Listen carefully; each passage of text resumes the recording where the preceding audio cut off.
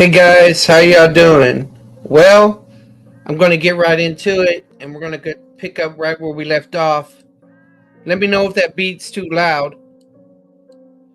And so let's dive right in here. So we're using Yeshua, the Jewish life of the Messiah. We're also using the harmony. And we're in this section right now about the rejection of the king. The trial and the death of the Messiah. The religious trial. Okay. So essentially, this has been the main structure of everything we've gone through with the book. The introductory material, the introduction of the king, the authentication of the king, the controversy over the king, the turning of the 12 by the king, the opposition to the king, the preparation of the disciples by the king, the official presentation of the king, the preparation for the death of the king, and the rejection of the king, the trial and the death of the Messiah. Okay? So we're diving right into, as I said, the religious trial. And essentially I can't remember if this is the one we're going to talk about: the arrest, the religious trial, the civil trial. I think we're picking up with the civil trial. The first trial before Pilate, the trial before Herod, the second trial before Pilate. Then we're going to talk about, I think in this one, about how Bar Jesus was sort of like a counterfeit substitute of Yeshua. I'll explain that when we get there. The mockery, the procession to Calvary, the crucifixion, the first 3 hours were the wrath of men from 9 a.m. to 12 noon, 15th Nisan, Friday, April 7th, AD 30, according to this. All right, so let's go ahead and go into slideshow mode.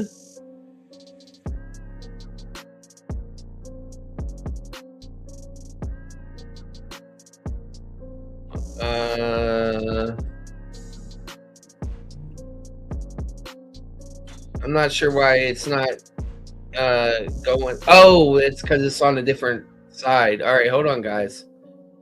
View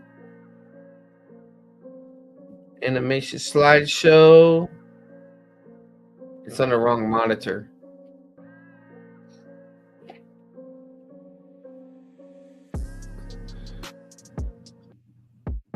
Primary monitor. Now we go. All right. Turning your harmony to paragraph 156 and on your outline to page 18. Now we enter the last section, the ninth main division of his life, the rejection of the king, which involves both the trial followed by the death. And we began and we're in the midst of dealing with the religious trial, which is 3 stages, and we completed the second stage of the trial. Now while the second stage is going on in one part of the compound, elsewhere in the compound, we have the events of paragraph 156, the denial by Peter. The denial by Peter. Now again, when he first arrested, the apostles were scattered, but now 2 of them began to follow where Jesus was taken, but a bit from a distance. Now John's family and the family of the high priest is somehow a relationship. So John 18:15 says, now that the disciple was known unto the high priest, and because of a familiarity, and the servants of the high priest knew John, they let him into the compound. And in John 15:16, Peter was standing outside, and John used his influence to get Peter within the compound, inadvertently setting the stage for Peter's threefold denial, as was prophesied by Jesus during the last Passover supper. Now as he enters in, the maid and some others accuse Peter of being one of the disciples. At this point, he has his first denial in Matthew 7 that he denies. It's a simple denial. Nothing, I don't know why it says Matthew 7 there, but nothing more than a mere denial of knowing Jesus or being a disciple of Jesus. At the end of Mark's account, Mark 14:6-8, that's when the cock crowed the first time. There's 2 ways to take this. This is about a rooster crowing once, and then the second time later. There's also the word the cock crow is used as a watch in the night. There's the first, the second, the third, the fourth cock crowing, and most likely this is referring to not the real rooster, rather than a cock crowing of the night watch, and if so, it's now midnight. A bit later that evening, actually nighttime, moving into the morning, the second person identifies Peter, and Luke points out in Luke 22:59 that it was about an hour later. Once again, he's identified as being among the disciples of Jesus. He denies them a second time. Notice that in Matthew 26:72, and again he denies with an oath. This time, it was not a simple denial, but a denial with an oath. And when he denies Jesus the third time, he sets it even stronger. In Mark 14:71, for example, he began to curse and to swear. Now, the way the text reads in Greek, the swearing requires an object. What it actually means is to begin to curse and to curse Jesus himself.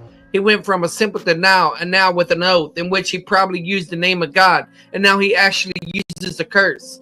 And in Matthew 14:72, that's when the cock crew the second time and makes it 3 o'clock in the morning. So in a 3-hour period, he denied Jesus 3 different times. And the third denial, that's when apparently the second stage of the trial came to an end. And Luke 22:61, at that point when Jesus turned the eyes of Peter and Jesus actually met, that's when Peter suddenly remembered the prophecy of Jesus, that before the second cock crowed, he was denying 3 times. And in Luke 22:62, that's when he went out of the compound weeping bitterly. The mocking and beating. Now go back to paragraph 155, because here again is A.T. Robinson broke Luke's order, and Luke's section of paragraph 155. Luke 26:63 and 65 belong at this stage. What you have here is the third physical mistreatment. He suffers on the night, and also you have the first 8 of mockeries. He will suffer 4 mockeries before the cross, and he will suffer 4 mockeries on the cross. Here's the first of the 4 mockeries before the cross: the condemnation by the Sanhedrin. Paragraph 157, and this is the third stage of the trial, and the condemnation before the Sanhedrin. By this time, some may have come to their senses and realized all of this proceedings, segments of the trial, have been totally illegal. The only purpose of this third stage is to try to give a measure of legality to what was become totally illegal, and they wait for a measure of daylight. And all 3 Gospels account make this point. So Mark, let's see. So Mark 15:1, straightway in the morning. Matthew 27:1, when morning was come. And in Luke 22:66, as soon it was day. They wait for a measure of daylight and quickly reconvene. They ask Jesus 2 questions. The first question is Luke 22:67. If you're the Christ, if you are the Messiah, tell us. His answer in 37:69 is it's useless to tell them. They've already determined not to believe. But again, someday they'll know the truth of his claims when they see him seated at the right hand of God the Father. The second question is in this verse 70. Are you then the Son of God? His answer is yea, say that I am. The way the English reads it may appear to be what you're saying. That's not what I'm saying. But in Greek, there's a very emphatic way of saying, yes, indeed. That's exactly who I am. In American English, we have a similar way of saying this. Somebody makes a statement and we respond, you said it. You said it. When we say it that way with the tone of voice, we're not saying that's only your opinion. We're affirming the truth of what the person just said. That's the way the emphasis is here. When he said, you say that I am, it's an emphatic way of saying, yes, indeed, that's exactly who I am. You best recognize. So with the ending of the trial, the first stage, they officially condemn him to death in Matthew 27:1. The death of Judas. So we come to paragraph 158, the death of Judas. Now, what the Sanhedrin could condemn somebody to death, what they could not do at this point in their history is actually carry the death sentence out, because the Roman Senate had taken away from the Jewish Sanhedrin the right to capital punishment. So if Jesus was to die, he will have to die based on Roman law, not based upon Jewish law, and that creates another problem, because while blasphemy was punishable for death under Jewish law, it was not punishable for death under Roman law, and therefore they have to change the issue in the civil trial. As I mentioned, Judas is not needed for the religious trial, but he'll be there for the civil trial to fulfill his third function, to serve as the prosecuting witness. What happened between the Jewish and Roman trial was Judas dies. In Matthew's account, Matthew 27:3, the Judas which betrayed him when he saw that he was condemned, repented himself. Because of the repent, here the question has arisen, was Jesus saved? After all, it says he repented. Now, I'm not weighing in on this right now, but just giving his view. When I was a new believer, I was in the foyer of a Baptist church in South New Jersey, and it was a large foyer. There was a large wall with a track rack. It had all kinds of tracts. One of the tracts and booklets in the foyer was this very question: was Jesus saved? I was only beginning my New Testament studies in those days, so I thought it'd be a good question to deal with, and I pulled it out to find out whether Judas was saved or not. I opened to the page and it says, was Jesus saved? Judas saved? That's not the question. The question is, are you saved? It went on to give me the gospel, which I already believed and never answered the question. That's called false advertising in Christian literature. Clickbait, right? Now, in Greek, there are two different words, both of which come out as repent in English. And the first Greek word in the word metanoia, which means repentance, is change of mind. You can change your mind about Jesus. In the Jewish context here, you have changed your mind about being possessed, demon possessed, and you believe he's the Messianic king. That's the word that normally is carried in the salvation repentance, but it's not the word that's used here. The word that's used here is metalomai, which means remorse, to be filled with regret, remorse, or filled with regret. And he will fulfill the regret and remorse, but there's no real salvation repentance. The answer is no, he was not saved, and it's prophesied he goes to perdition. Now, critics of the New Testament who deny inspiration point out two major discrepancies between Matthew's account and Luke's account in the Acts pages. They also point to a mistake about Matthew, whom he quotes. So let's deal with these. The first discrepancy they point out to is exactly how did Judas die. At the end of Matthew 27:5, it says, he went away and hanged himself.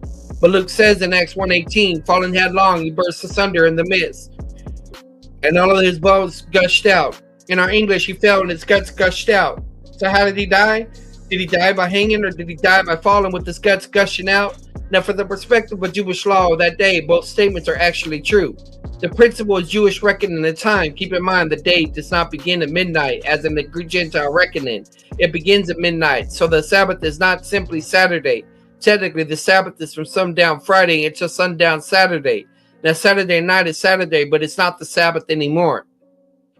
Saturday, technically, the Sabbath is from sundown Friday until sundown Saturday. Yeah, he already said that. Now, because of the system, the first night of something precedes the first day of something. The first night of Passover precedes the first day of Passover. And the first night of Passover is when the Jewish families would eat the Passover meal. And Jesus observed his last Passover on the first night of the Passover with the apostles. And the first day of Passover, which follows the first night at 9 in the morning, there would be a special Passover sacrifice. And for the sacrifice, only 25 men partake in the afternoon, the high priest and the 24 chief priests. However, by Jewish law, if there was a dead body within the walls of Jerusalem, the city was viewed as being unclean, and whenever the dead body was within the wall, they could not proceed with the Passover sacrifice. So to deal with the issue, the law went on to read that in order to be able to cleanse the city for the sacrifice, you take the dead body, you throw it over the wall of Jerusalem, the wall that faced the valley of Hinnom, and then once the body is thrown over the wall, then you can proceed with the sacrifice, and then the burial detail to go out and bury the body. Now, when Judas was filled with regrets and remorse, he tried to return the funds to the chief priests. He refused to take it. He simply dumped it in the temple compound and went away and hanged himself. He died by hanging.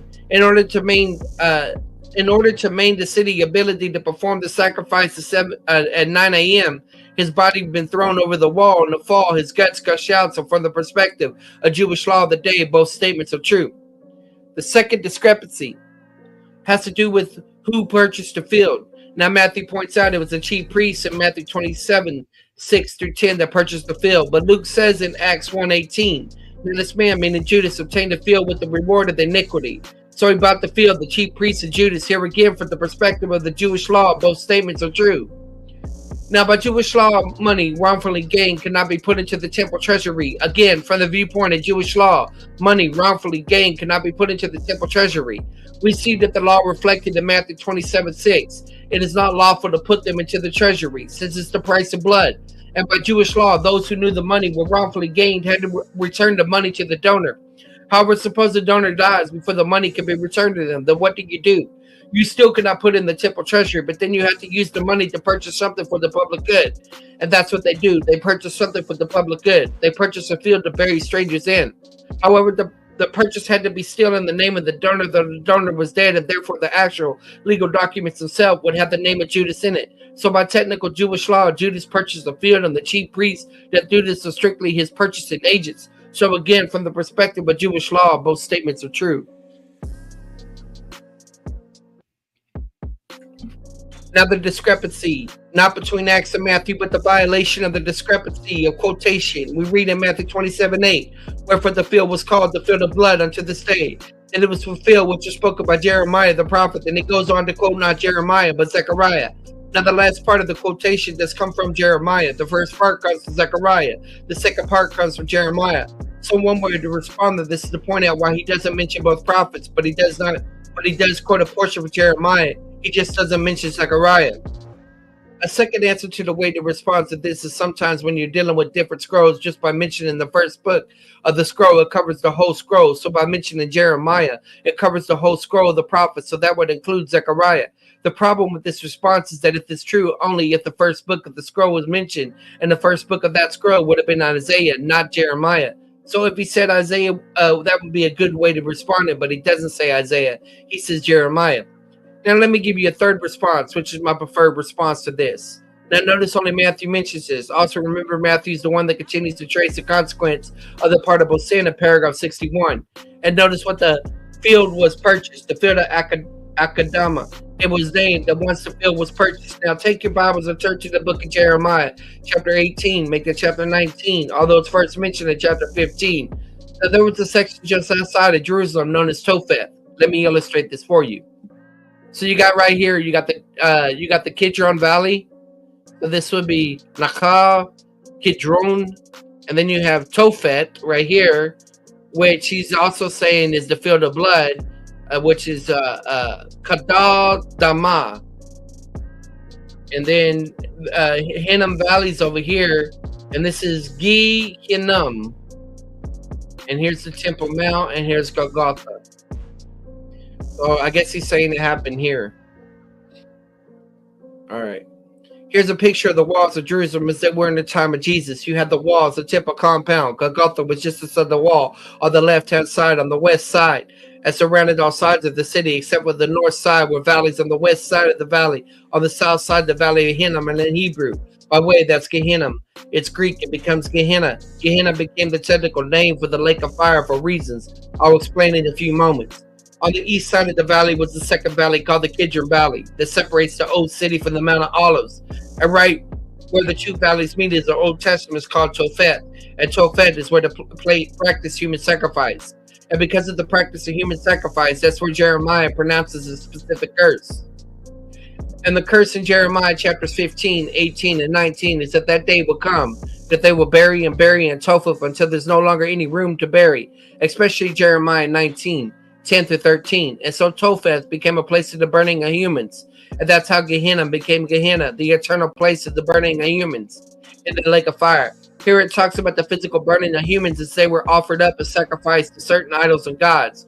But when Jerusalem was destroyed by the Babylonians in the year 586 BC, it did not fulfill the prophecy. This prophecy was fulfilled only in the events of AD 70. Where there were so many killed and so many corpses, so full of corpses, one historian in ancient times wrote, there simply was no longer room for burying. And the point that Matthew's trying to make is that when they purchased the field in Tophet, they purchased the curse of Jeremiah. And so in the year 70, when the judgment came for the unpardonable sin, they buried in Tophet. There was no more room for burying. It was given a new name, an Aramaic name, Akadama, meaning the field of blood. And so the use of Jeremiah's name is to emphasize Matthew against the one that traces the consequence of a pardonable sin, the continual burying and burning Topheth until there's no more room for burying, and they purchased a curse, which was finally fulfilled in AD 70. Right at the end of this event between the two trials, notice they no longer have the prosecuting witness anymore, and that's the reason why there was confusion in the first stages of the religious trial, but now there will also be confusion in the first stages of the civil trial. They don't have the prosecuting witness any further. Civil trial. In paragraph 159, 162, we have the civil trial. This undergoes 3 separate stages. As I mentioned, the civil trial has to change the issue because the issue will now be blasphemy, but it does not carry the death penalty. The issue here will be sedition or treason against Rome. Now, in the Jewish trial, I gave you 22 laws that were violated in the Jewish trial. Let me give you 2 Roman laws that will play a role in the trial. 2 specific Roman laws. Number 1, all proceedings have to be public, and this one is very public, much to Pilate's regret. The second law that is involved here is that the trial has to begin with a prosecuting witness.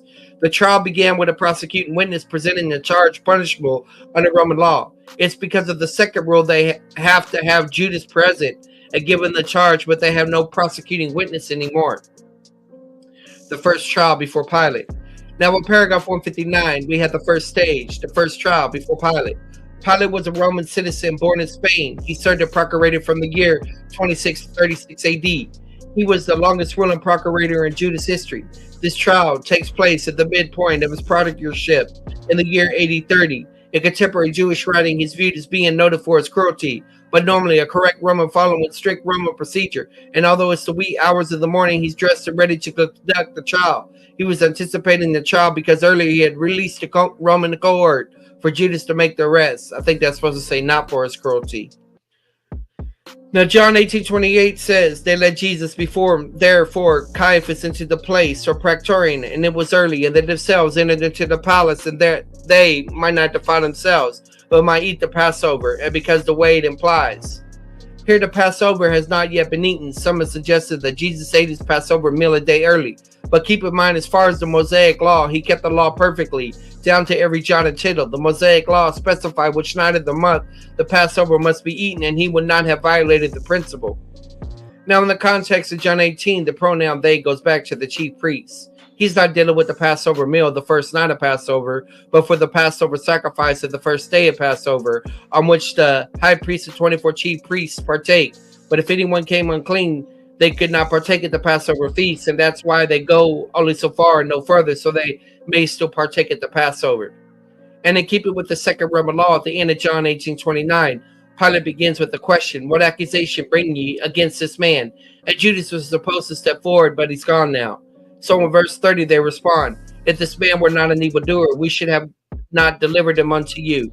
And at that point, they make it as they don't have a prosecuting witness anymore. They simply tried to pressure Pilate to merely pass a death sentence with no trial, no verdict, and no sentencing. At this point, Pilate, the correct Roman, will have none of it. So he says in John 28:31, take him yourselves and judge him according to your law. If there is no accusation, there will be no trial. If there's no trial, there will be no condemnation. If there's no condemnation, there will be no sentencing either. And they respond, it is not lawful for us to put any man to death, meaning no longer lawful under Roman law. And notice John's editorial comment in John 28:32, that the word of Jesus might be fulfilled, which he spoke, signifying what manner of death he should die. And Jesus said more than once, as we noted, that when he dies, he would die by crucifixion. Now, crucifixion was not the Jewish mode of execution. That was the Roman mode. The Jewish mode of execution was stoning to death. If Jesus died under Jewish law, he would have to have been stoned to death. But if he was stoned to death, he would be rendered a false prophet because he prophesied he died by crucifixion, not by stoning. Excuse me.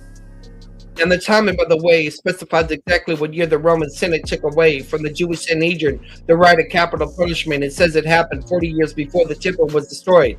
The temple was destroyed in year 70. Subtract 40 years, you have the year 30, the very year of this trial. In other words, if the trial had taken place only 6 months earlier, he would have been stoned to death and rendered a false prophet. But in the providence of God, the proper time, God moved the Roman Senate to take away the right of capital punishment from the Sanhedrin.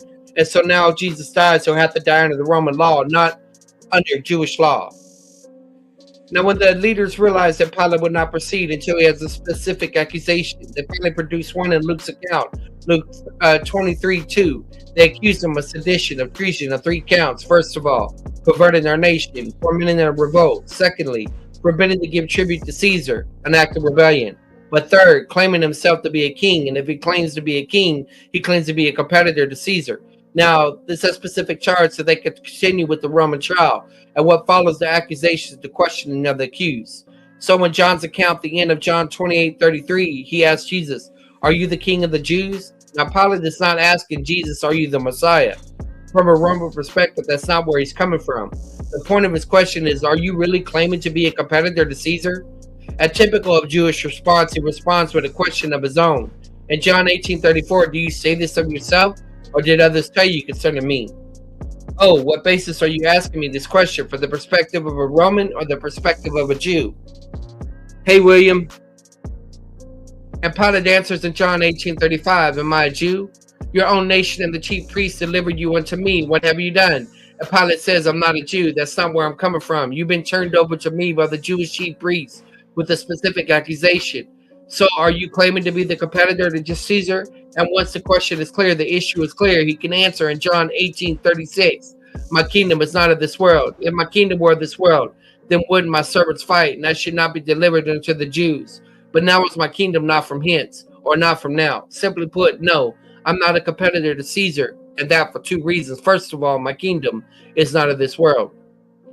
And this has become a very favorite proof text for those who are amillennial, those who don't believe in a future Messianic kingdom.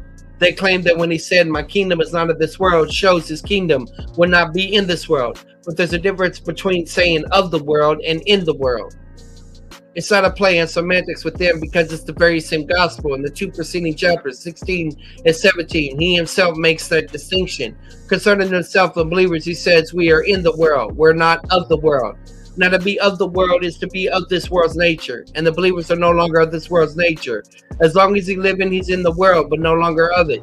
The same thing applies here. His kingdom is not of this world's nature. He's not really coming back to the policies and to the policies to see the throne.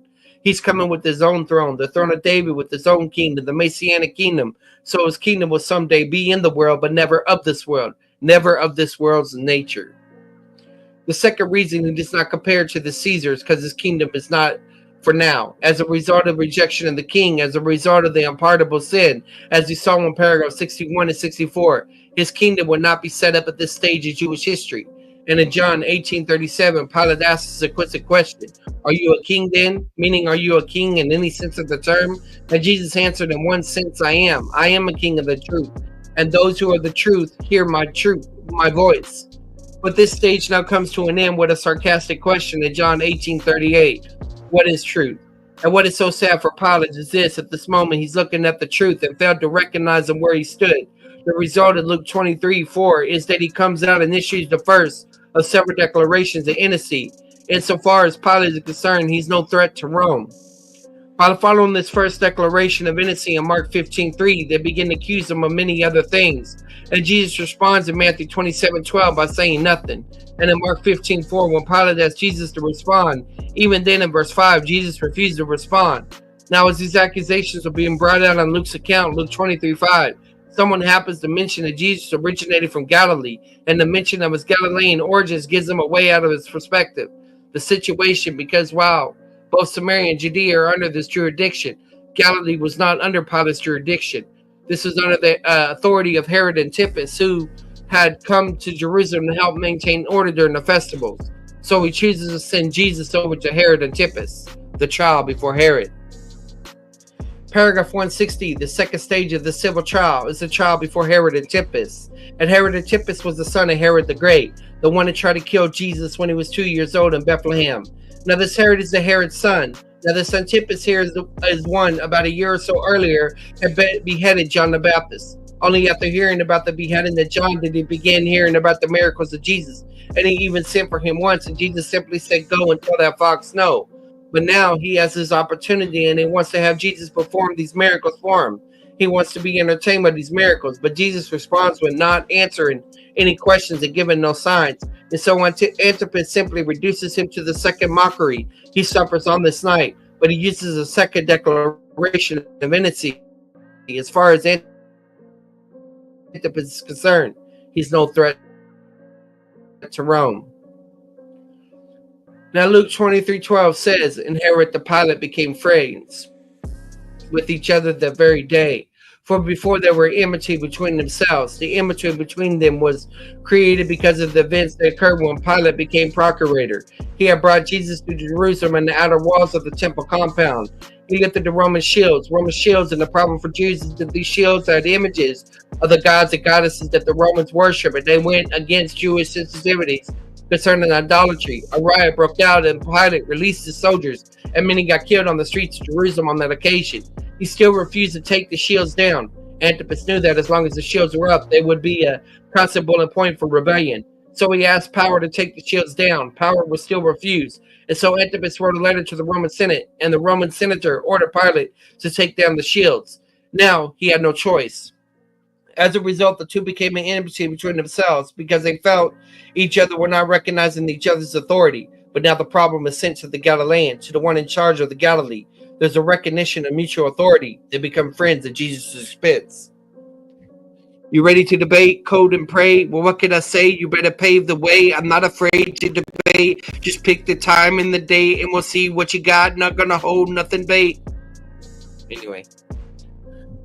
9 years later, in the year 8039, his wife Herodotus, who had instigated, beheaded John, and had talked him into traveling to Rome to request the title of king, the same title the Senate had given to Herod the Great. She desperately wanted to be called queen, but the Roman senator, the Roman Caesar in the day, was a man named Gaius Coagula. He made no such request to Caligula. He was an insane man. He spent the treasury rather freely, mostly on pleasures, and when he ran out of money, he would simply accuse a wealthy landowner or senator of some crime against the state, have the whole family executed, and then replenish the funds again. He was so insane, he made his own horse a member of the Roman Senate, and the horse always voted this way. Things finally got so bad that the Praetorian Guard was there to protect them, ended up being the one to assassinate him. And so when they came asking for the title of a king, he simply deposed them into Lyon, which is now France. And the two died in abject poverty and paid for the row and the beheading of John and the cursing and the mocking of Jesus. The second child before Pilate. If I gotta hold down right now, I got a quiz 9. They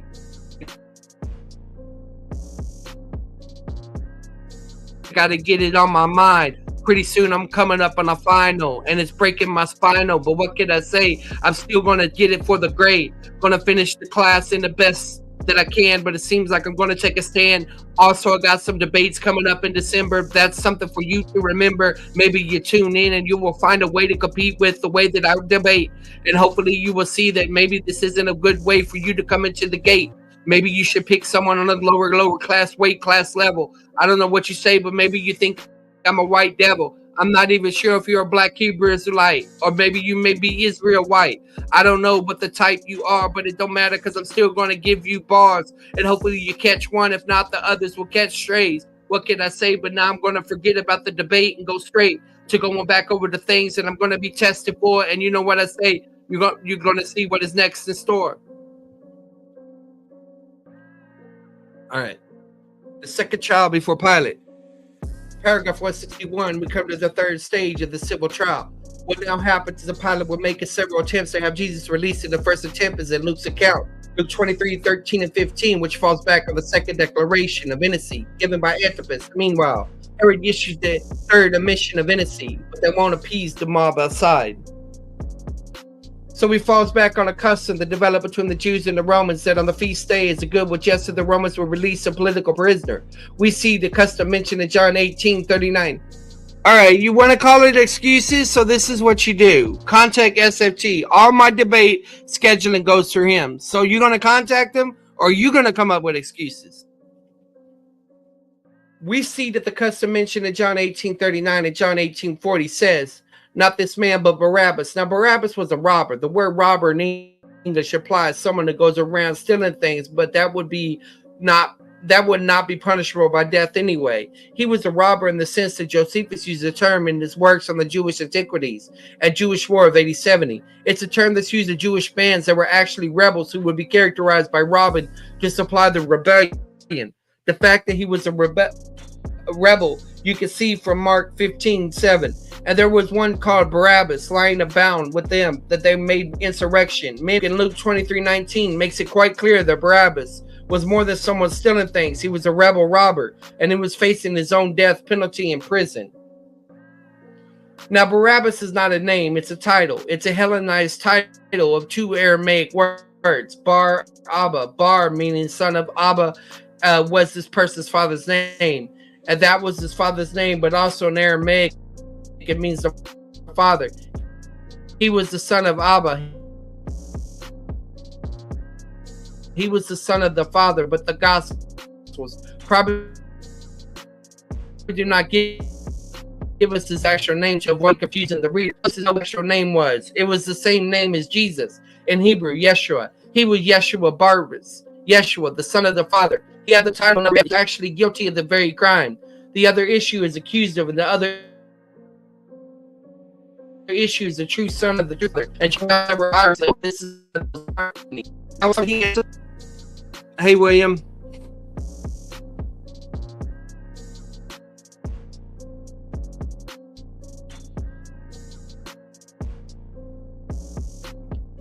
Now it's on the page of crimes and abuse. 17:19 when he gets him at church tradition, she became a believer. Her name was Claudia.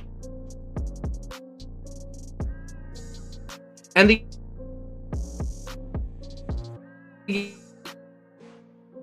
interruption is long enough with the Father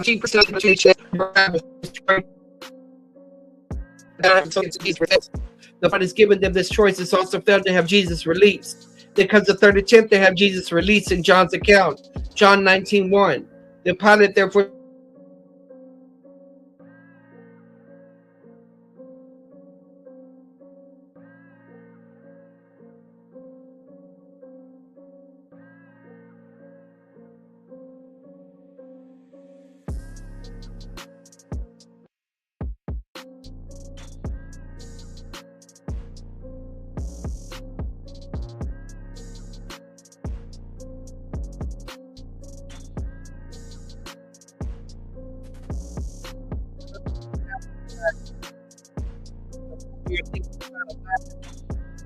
Well, let's get back to sharing the screen where I left off. Some of y'all might even stepped off.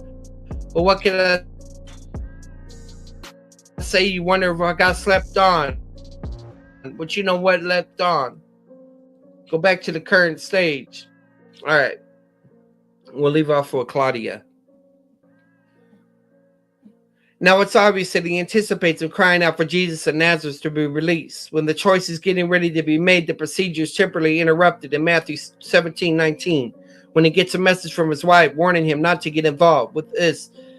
Barnabas, because of a dream she had. In church tradition, she became a believer. Her name was Claudia. And the interruption is long enough for the events of Matthew 27:20. Now the chief priests and the elders persuaded the multitudes they should ask for Barabbas and destroy Jesus. And that's what happens. And so his second attempt that Jesus released fails. The first attempt was with the declaration of innocency for the third time.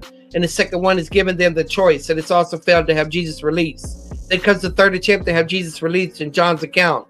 John 19:1. The pilot therefore took Jesus and scourged him. He tries to compromise the scourging.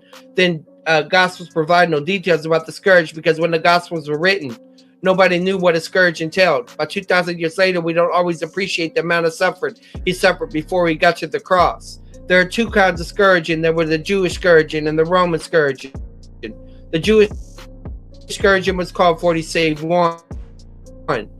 And why 40 save 1? In the Mosaic law, no one could be lashed more than 40 lashes.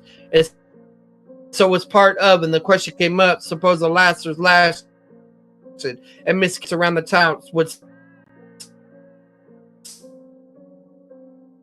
stop at 39 just to play it safe. Hence 40 save 1. And the Jewish scourge had a wooden or leather handle with short leather strands, and only part of the body affected was the victim's back. While it was very painful, it was never deadly. No one ever died of a Jewish scourge. And Paul said he suffered a Jewish scourge 5 times and survived all 5 scourges. But Jesus has now suffered the Jewish scourge. He suffers the Roman scourge, which is far more severe. No limitations on how many lashes can be given. The Roman scourge had a handle with wood or leather, but the straps were long enough to go around the whole body. The whole body was affected. The strand was a piece of sharp metal or glass or lamb bone. So after only a few lashes would go flying, and many never survived the Roman scourge. And furthermore, because they went around his face, the face would have been rather disfigured. One of the misconceptions we have that comes from the crucifixion paintings, they show the face of Jesus intact except for the crown of thorns. Actually, the face was a very pulpy mask. In the records we have, sometimes even family members could not recognize the victim anymore. And this fulfills the messianic prophecy of Isaiah 53, 52 and 13 through 53 and 12. His visage was so marred and so disfigured he was held. And this is one example. He suffered a great deal of physical torture before he even got to the cross. And this is now his third physical mistreatment.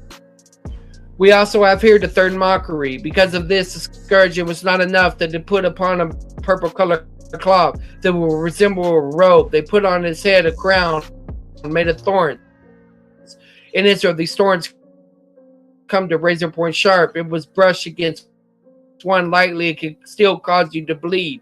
And it says they keep hitting him. The hitting was included the thorns on the crown. The thorns would go deeply into the brow. And Pilate hopes it will be sufficient. And in John's account, John 19:5, it brings him out and issues forth the declaration of innocency. Now the response of the crowd is still to cry out for the crucifixion in John 19:5 and 6. He then makes a fourth attempt at Jesus to release by simply refusing to pass Roman sentence at the end of John 19:6. Now keep in mind, for the Roman perspective of the day, and by Roman law, he would have the final decision whether Jesus would die or not.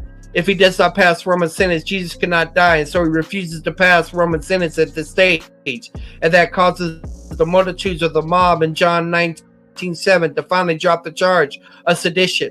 And in verse 7, he points out, we have a law, and by that law we ought to die because he made himself the Son of God. They drop the charge of sedition and go back to the real issue that's been troubling, the issue of him claiming to be the Messiah. And now the crowd has a new accusation, so they have a new interview. He tries to have one in John 19:8 and 11, but this time Jesus will not answer any more of his questions. But now he receives sufficient light to respond correctly. He responds incorrectly with a sarcastic, what is true is not known, for the light will be given to him. And when Pilate presses him to answer, because he's got the authority to release him or crucify him, Jesus reminds him all governing authorities only delegated from above. He has delegated authority only, not final authority. And furthermore, the one who turned him over to him will be guilty of the greater sin. There are differences in sin. In 12,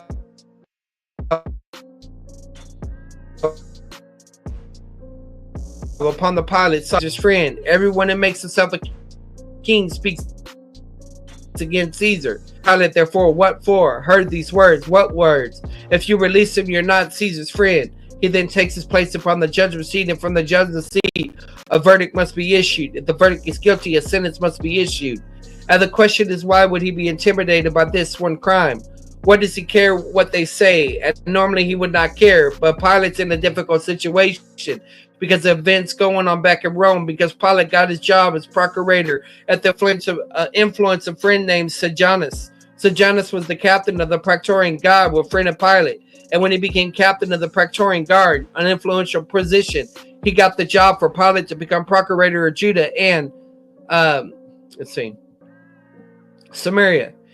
But then Sejanus decided he would prefer to be emperor. He organized a conspiracy against the emperor Tiberius, and the conspiracy was uncovered before it could be carried out. Sejanus and other co-conspirators have been executed, and now the Senate was investigating everybody connected with Sejanus to see if they were part of the conspiracy. And so Pilate himself will be under investigation. The last thing he needs is for word to get back to Rome that he released a man claiming to be king and therefore comparative to Caesar. And that's why the cry is sufficient to put him on the judgment seat. Now for the judgment seat, he makes a sixth and last attempt at Jesus' release by bringing them out at John 18:4 and saying, behold your king. And in John 18:5, they respond, we have no king but Caesar. And they disown Jesus as the king and own Caesar as king. And Pilate still made no further attempt to get Jesus released. Instead, in Matthew 27:24, he calls for a pail and pitcher of water and washes his hands, assuming that merely washing his hand exempts us from any guilt. It does not. The final decision whether Jesus lives or dies was only his to make. He knew what the right decision should have been, but he made the wrong decision based upon what they were saying, and merely washing his hand would not absolve him of the guilt, because it was up to him to make the final decision from a human perspective. And the early church did not absolve him. So, for example, when Peter preaches his message in Acts 3, he names several men guilty of the death of Jesus. Among the ones he names is Pontius Pilate. The earliest church creed we have is called the Apostles' Creed. One of the sentences in the Apostles' Creed says he suffered under Pontius Pilate and did not exempt him either. And in year 36, he was finally deposed, banished to Gaul in the area of Vienna, Austria today. He was sent away by Coagula, where he later committed suicide and paid for his role in the role of his trial. At Matthew 27:24, he makes his fifth declaration of innocency. Now, with the 5 declarations of innocency, this is the most significant because it's made from the judgment seat. And they respond in 27:25, his blood be upon us. Now, notice only Matthew mentions this because Matthew is the one that traces the consequences of the pardonable sin. And notice the curse of the blood is limited to them and their children. It goes no further. There's no mention of the 3rd and 4th generation. And in the year 80-70, it's finally upon them and their children. In Luke's account, in Luke 23:24, he issues the death sentence against Jesus, and in verse 25, he releases Barabbas. And there's a symbolic substitution. The innocent one will die in place of the guilty one. In Matthew 27:26, he turns Jesus over to be crucified. The mockery. Now, paragraph 162, we have the mockery. This time, the whole Roman cohort takes charge. He undergoes now the fourth mockery and the last mistreatment before he goes on the cross. Procession to the Calvary. Now, capital D, we come to the procession to Calvary, paragraph 163. And the whole death scene begins here and continues until the sealing of the tomb. And between the procession and the sealing of the tomb, there will be 32 distinct stages. And the best way to deal with the material is to go and chronologically is to deal with the stage by stage, making comments as we proceed. Some will have less comments than others, and the first 5 stages happen under capital D, the procession to Calvary. Right now, William, I'm chilling. I ain't got time to look at the OSAS. What can I say? I got so many things I got to hold back. So what I'm going to say, it's a no pass. I'll go back and get on those things after I finish this task. Until then, sit back, relax, and listen to the scene, listen to the view, and hopefully you learn a thing or two. In the first stage in John's account, John 19, 16, and 17, where he carries his own cross to the Praetorian. This is a standard Roman procedure. The victim would carry his own cross to the crucifixion site. Now, normally, a person was not scourged beforehand, but as part of the Pilate's compromise, he had Jews scourged, so the body is very weakened by it, so he can only carry the cross so far, and at least carry the cross by, maybe not the whole cross. So Mark 15:21, they forced a man named Simon of Cyrene to carry the cross the rest of the way. Cyrene is located in North Africa, and so Simon was a Jew from North Africa that came to observe the Passover at Jerusalem. Now again, the city could not contain all of the pilgrims, so most pilgrims ate their Passover outside the walls in the tent cities erected. The next morning, they were going to the city to observe the special Passover sacrifice, and that's when Simon was apparently doomed when he found himself forced to carry the cross the rest of the way. Now, in Matthew 17:32 and Luke 23:26 also mentioned the face that Simon of Cyrene was forced to carry the cross the rest of the way. Only Mark makes the point he's the father of Alexander and Rufus, which means that was significant to the audience that Mark was writing, not significant to the audience that Matthew and Luke were writing. This becomes significant, and we keep in mind that Mark wrote the gospel to the Romans, and when Paul writes a letter to the Romans, Romans 16:13, he does mention the names of some family. What this shows is the event led to the salvation of Simon, his wife mentioned in Romans account, and the 2 sons named here. Now, what caused Simon to respond favorably, we're not told. We have records of other crucifixions. The way Jesus responds to his own crucifixion is radically different. Other victims would yell and scream, call out all kinds of curses to the tormentors, and sometimes the screaming, the yelling, and the cursing got so bad the soldiers would cut out the tongue of the victim just to shut him up. But Jesus did not cry. He does not curse to be the Messiah, and he became a believer in Romans 1. The church of Rome was not planted by one of the apostles. It was planted by Jewish believers that had migrated to Rome. That would have included apparently the family of Cyrene. So the small event had long-time consequences all the way to Rome. The third stage in Luke's account, Luke 23:27 to 31, the lament over Jerusalem. As they're headed for the crucifixion site, and notice again, Luke alone quotes this because of the role of the women here. One of the 3 concerns in Luke's gospel, and these are not the women that came up from Galilee with them. These are local women who calls him the daughters of Jerusalem. What's happened here is also a traditional custom that when a Jewish man is be taken out of execution by Gentile authorities, as is the case here, the professional wailers, lamenters who would go out with a loud lamentation, just as you still hear at certain kinds of Jewish funerals. As when the wailing goes on, he suddenly starts a procession that says, don't weep for me, but weep for yourselves and for your children, and keep it with the curse they took upon it, the child. Because while the 70 AD will be severe for the country as a whole, it will be especially severe for those in Jerusalem. And in Luke 23:31, he says, for if they do these things in the green tree, what should be done in the dry? This is a Jewish idiom, meaning if I suffered this much when I'm innocent, how much more are you going to suffer that are guilty? The background to the idiom is Ezekiel 20:47. The 4th stage is in Mark's account, Mark 15:22, the rival of Golgotha. In Aramaic term that means the place of the skull, and all 4 gospels make the point rather simply, the place of the skull. Notice, not one of them actually says that it looked like a skull. Maybe you may have seen the slides that people come back from Israel. They will show you that the low-lying cliff with 2 holes there gives the impression of a skull. This has become the Protestant side of the crucifixion since about the 1880s. Thus, always in such a nice way. Ever notice there's something about an Arab bus station right there because it kind of spoiled the feeling. And also what the guys don't tell you is that the holes were dug out in the 1800s. That was the area. It doesn't mean it looked like a skull. Only was the place of the skull, the place of crucifixion.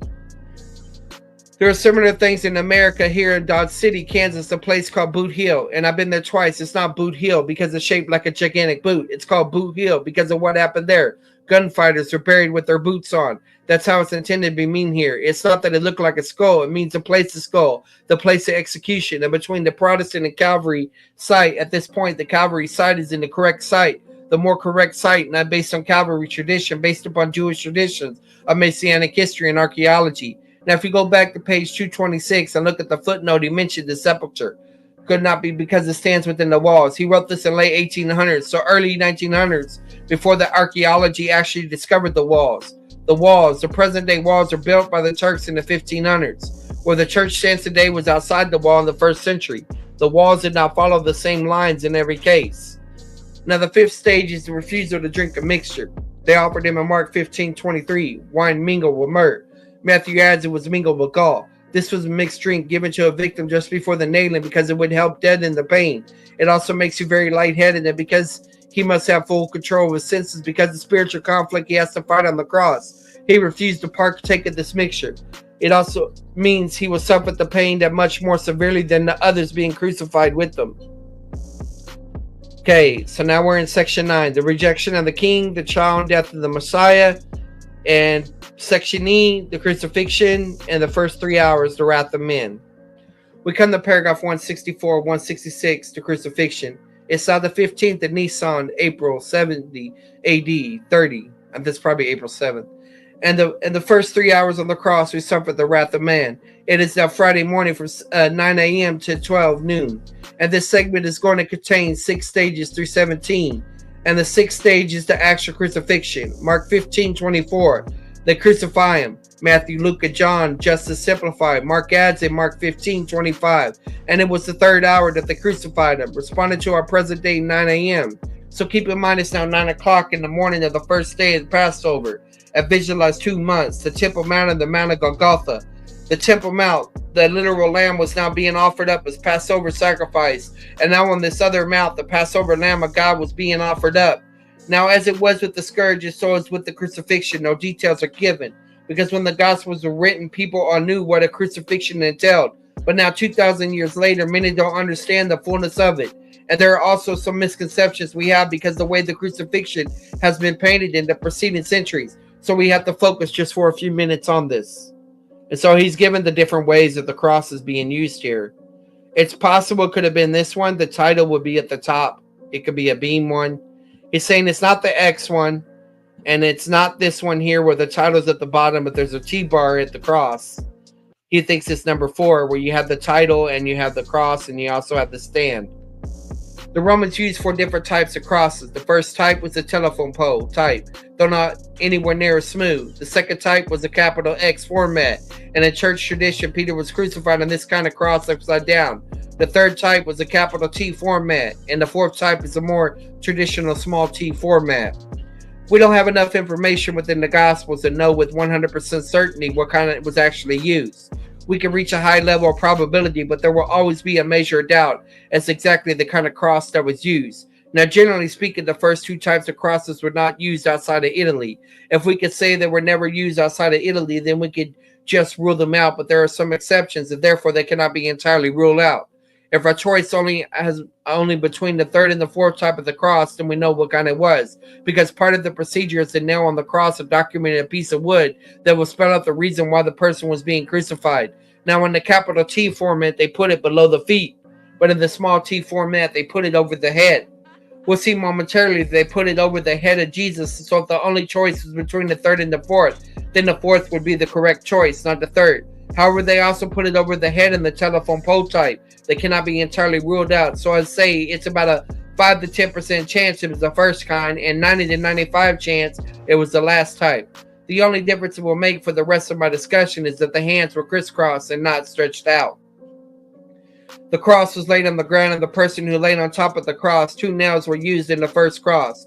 3 nails were used in the second cross. And one misconception we get for crucifixion paintings is that the nails were going through the palm of the hand, but the bone structure in the palm would not be strong enough to hold up the weight of a full-grown human body. And the actual place where the nails were placed was in the wrist here and here on through both, because the nail structure there would hold up the weight of a full-grown human body. The feet were placed on top of the ankles in such a way the nail went through the feet, through the back heel into the wood, and there the feet would touch the cross. They would also put a small ledge, and I'll explain the reason for the ledge a bit later. Once all the nails were inserted, the cross was picked up and then dropped into the dirt for it. And because the weight of the body was stretched out and the drop of bones would be pulled out of joint, fulfilling the prophecy of Psalm 22. It's not merely a matter of waiting or while they were not given any food. While they were on the cross, they were given whatever liquid they wanted. And sometimes it would be days before someone died this way. Now, the seventh stage in Luke's account, Luke 23 to 34, we have the first of 7 statements from the cross. Father, forgive them, for they don't know what they do. He prays for the forgiveness of those who crucify him, but the prayer for forgiveness is limited to those who do it in ignorance. That would not include people like Annas and Caiaphas, Pilate, or Herod, Antipas, and others who knew what they were doing. It would include the other Jewish leaders that may have done it in ignorance, and more specifically, Roman soldiers involved in crucifying him. The 8th stage is in John's account in John 19, the parting of the garments. Now, part of the procedure on the Roman system is that the soldiers involved in the crucifixion would have the right of the clothes of the victim as spoil. Another misconception we have of the crucifixion is painting. We always saw Jesus wearing a loincloth. Actually, they were crucified naked. By Jewish context, that would add to the shame of it all. The average Jewish male in the first century Israel wore 5 pieces of clothing. First of all, the upper garment, also called the outer garment, upper garment or outer garment. The second item was called the inner garment or undergarment or tunic. The third piece was some kind of head covering. Fourthly was shoes or sandals. And fifth was the outer robe or the outer coat, which itself was a larger single piece of cloth. Now, at each crucifixion site, 4 soldiers will be involved, so each one walks away with a piece of clothing.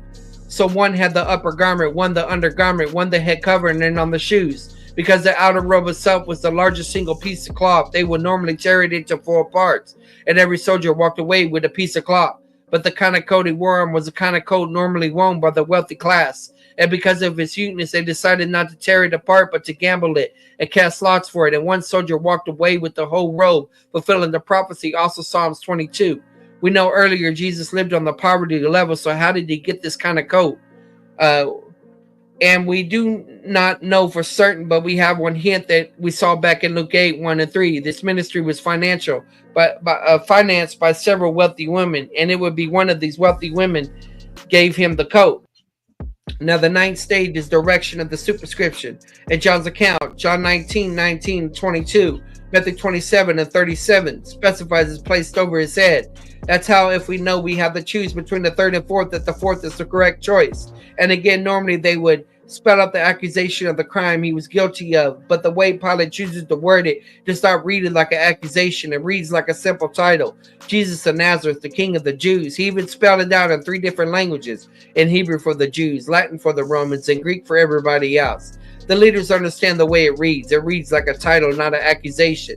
If they ask Pilate to change the wording, he refuses to do it and has a small piece of revenge against those who pursued him to do something he didn't want to do.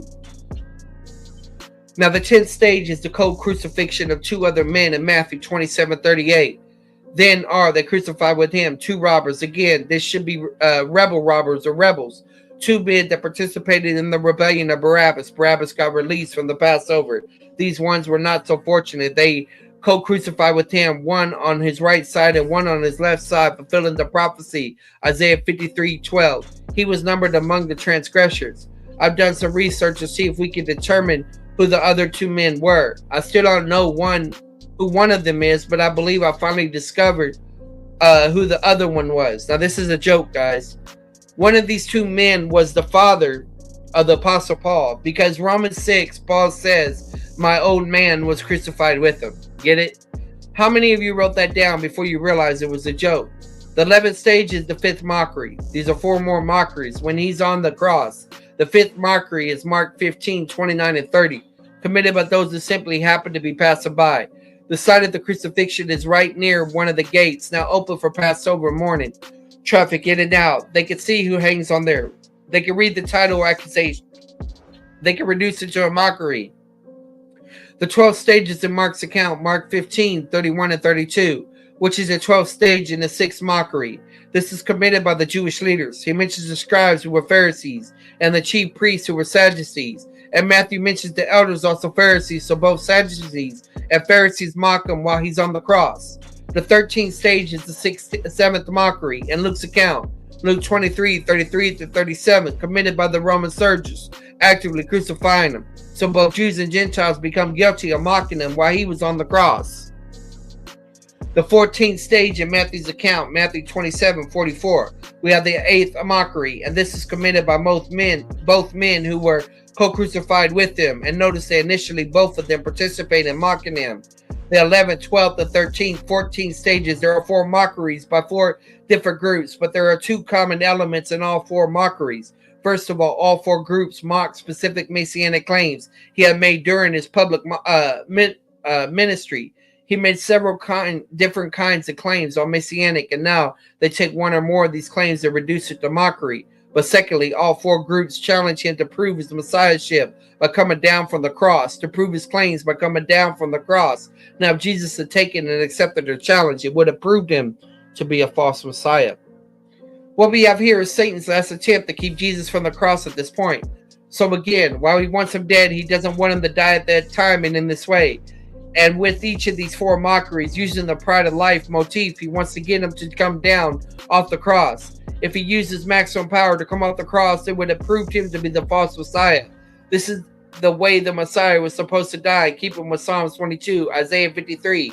His refusal to come off the cross becomes evidence of the Messiahship, not a negation of it. The 15th stage in Luke's account is Luke 23, 39 and 42. We have the conversion of the 2 men co-crucified with him. Now, initially, they both participated in mocking him, but as one had time to think and to reflect, he came to the same conclusion that Simon the Cyrene did. And if we look at what he says to Jesus, to his co-rebel, he came to the 4 conclusions. First of all, he realized that he was a sinner, an important conclusion, because you never recognize your need for a savior until we see ourselves as God sees us, as sinners. Secondly, he came to the conclusion that Jesus himself was sinless, in spite of the accusation he's hearing and the mockeries he's hearing. He came to realize that Jesus himself was sinless. Thirdly, he came to conclude that Jesus could save him. That's amazing, because he could see that he was dying the same kind of death that himself was dying. But he came to conclude, in spite of the fact he was dying, Jesus could save him. And fourthly, he came to recognize that this one would come again in this kingdom.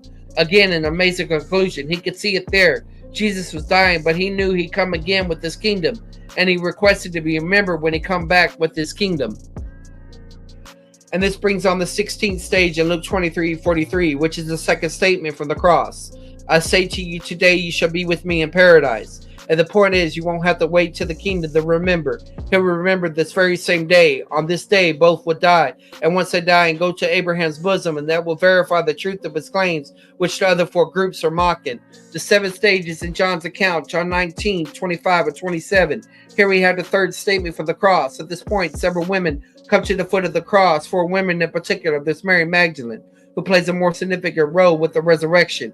We have the second Mary, the mother of James and Joseph, in John 19:25. She's referred to as the wife of Clopas. Clopas will play a role in the resurrection account. So this Mary was the wife of Clopas and the mother of James and Joseph in Mark 15:14 and Matthew 27:56. She was the mother of 2 of Jesus' disciples. This is a tradition that Clopas was the mother of Joseph, the stepfather of Jesus. There was a tradition. We don't know the facts of it, that Clopas was the mother of Joseph. If that's the case, James and Judas would have been cousins of Jesus, if the tradition is correct. All right. The 3rd woman is Salome, mentioned in Mark 15:40. Salome is the Hellenized form of the Hebrew Shulamit, and in Matthew 27:56, she's the mother of the sons of Zebedee, John and James. In John 19:25, she's the sister of Mary, the mother of Jesus. So that means she was the aunt of Jesus, and her 2 sons were cousins of Jesus. And the 4th woman that plays a role here is Mary, his mother. In Hebrew, there's all these Miriams, which was a very common name in 1st century Israel. And in John 19:27, he says, "Their woman, behold your son." And then to John, he says, "Behold your mother." When he tells Mary, "Behold your son," he's not referring to himself, he's referring to John. Just as when he says to John, "Behold your mother," He's not referring to John's mother, but to the mother of Jesus. He's still fulfilling the Mosaic law perfectly. The firstborn son was to take care of the welfare of a widowed mother. He's going to be living earth, so he won't be able to continue doing it from a physical perspective. He does have 4 half-brothers who are now unbelievers, and so he does not choose to deliver his mother's welfare into the hands of an unbeliever, but gives over to John. He says to the woman, "Behold your son," meaning John. He must look to John for a physical welfare. When he tells John, "Behold your mother," he gives John the responsibility, which he accepts, in verse 27 ends. And from that hour, the disciple took her to his home. And that marks the end of the first 3 hours on the cross in which he suffered the wrath of man. The second 3 hours, the wrath of God.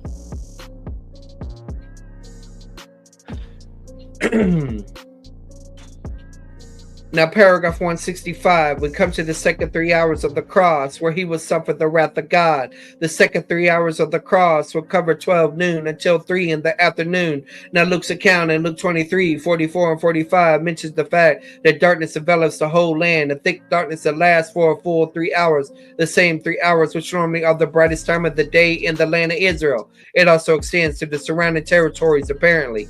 If this darkness was as extensive as they claimed, you would think there would be some other record of it. In archaeology, they discovered 3 other records of what happens here.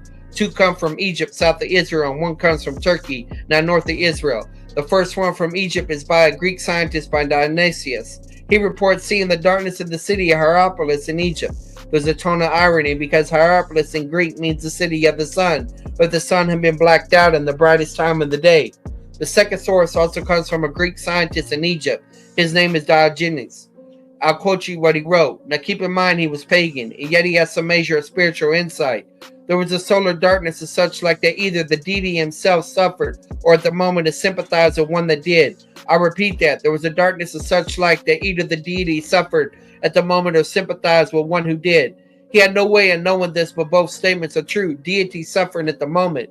God the Son suffered at the moment. The third writer is a Roman writer named Phlegon.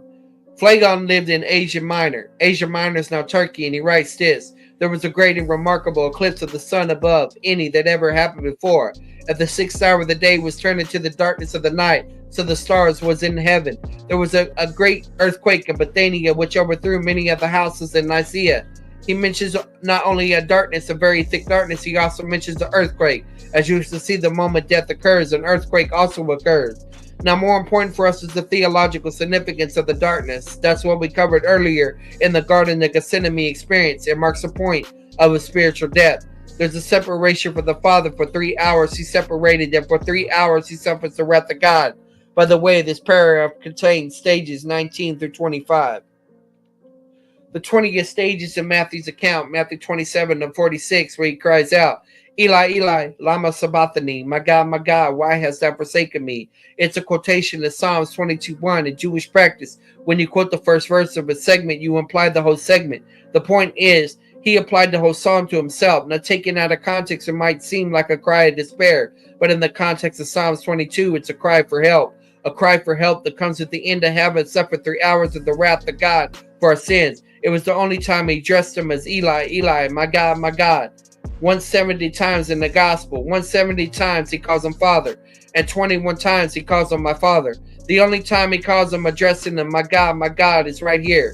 Because he does not have a paternal relationship. It's now a judicial relationship. It's not Abi, my father, but Eli, Eli, my God, my God. It's a cry that is answered. He both dies spiritually and is resurrected spiritually before he even dies physically. I'm not evaluating this, just reading it. Now, the 18th stage was the darkness. The 19th stage was a cry. The 20th stage in Matthew 27, 47, and 49. The response of those standing by. And they misinterpret what he said because in Hebrew, Eli, Eli does mean my God, my God. But also Eli is a short form for the name Elijah. To the Hebrew ear, Eli could mean my God, Eli could mean Elijah, and they assume he's calling for Elijah to come and rescue him. There are some in the crowd that assume he might be getting delirious and bring some vinegar to him, but the others call him back and say, let's wait and see if Elijah will come to rescue him. The 24th stage is John's account. John 19:28, we have the 5th statement from the cross, I thirst. In Luke 16:22 and 24, when he told the story of the rich man and Lazarus, when the rich man suffered the pains, the wrath of God in hell, his response was, I thirst. Now Jesus has suffered the wrath of God. He responds in a very similar way. I thirst. The 22nd stage in John 19:29, where he partakes of the vinegar. This was not the mixed drink that he was offered earlier. This would help moisten his lips, his tongue, and his mouth, so the last two statements on the cross can be said clearly and distinctly. Then came the 23rd stage at the sixth statement for the cross in John 19:30.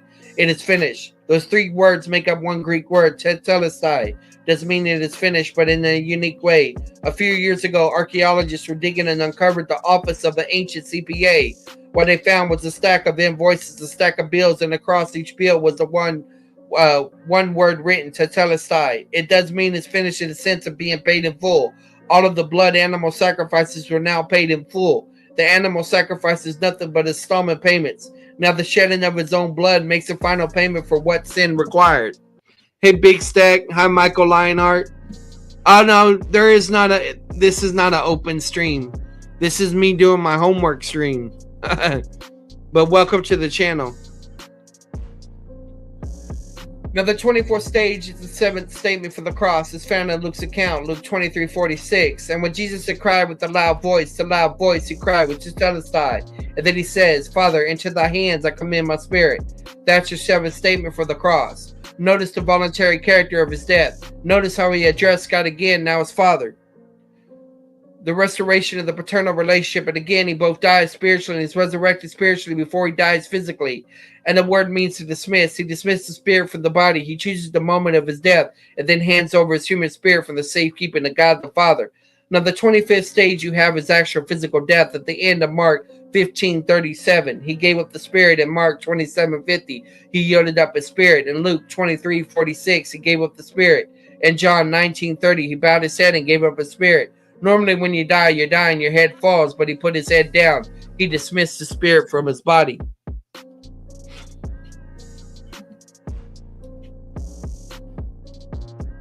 When Paul spells out the content of the gospel in 1 Corinthians 15:1-4, he points out that there are three things we have to believe for our salvation. And the first thing is that he died for our sins. The death of Christ is what made the atonement.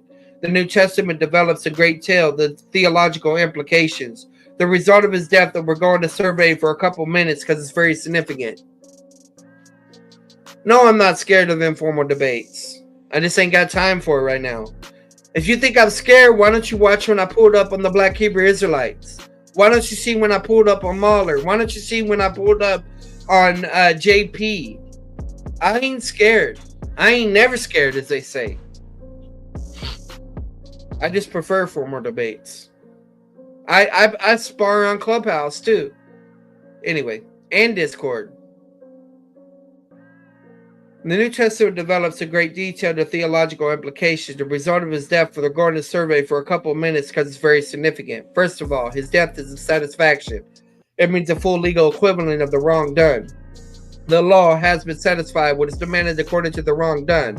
His death answered all the demands of God's law and justice against the sinner. Romans 3. Galatians 1, Ephesians 5. Secondly, his death resulted in redemption. It means his death paid the price for the penalty of sin. There are 7 different Greek words that all come out as redemption in English. What it emphasizes, believers have been purchased out of the slave market of sin and set free. They have been purchased from the slave market of sin and set free. The redemption of the believer occurs in 5 different areas. First, we have been redeemed from the penalty of the law. This applies especially to Jewish believers. Gentiles are now under the law, Galatians 3:13. We've also been redeemed from the law itself. Jewish believers are now free from having to obey the Mosaic law. We are now under a new law, the law of the Messiah, Romans 6:14, Romans 7:24, Galatians 4:4 and 5. Thirdly, we've been redeemed from the power of sin that includes both Jews and Gentiles. We're not obligated to obey the sin nature any more than Romans 5:18 and 19, Romans 6:6, 6:14. Fourthly, we've been redeemed from the power of Satan. A believer is no longer obligated to obey Satan. Galatians 2:15, Hebrews 2:15. And fifthly, believers are guaranteed future final redemption from all evil, which will occur when the resurrection of the body occurs. Luke 21:28, Romans 8:23, Ephesians 1:14 and 4:30. Yeah, I don't know what this code and pray is. I don't know who he is. Why would I? Well, I mean, first off, I'm gonna tell you right now, dude. If you're not here to learn, you're just gonna be hidden. All right. Don't say I'm scared when I'm doing my seminary assignment. You know what? I'm scared of my professor more than you. I'm scared of deadlines more than you. So you need to chill with that, or you will be hidden. Because this is the layman's seminary. If you can't do it in seminary, you're not gonna do it here. And you coming in here with this energy talking about you won't drop the link. But this is a seminary. That means the faculty determines the curriculum. So if you get invited to something, you abide by them rules. Or you can find another channel to troll.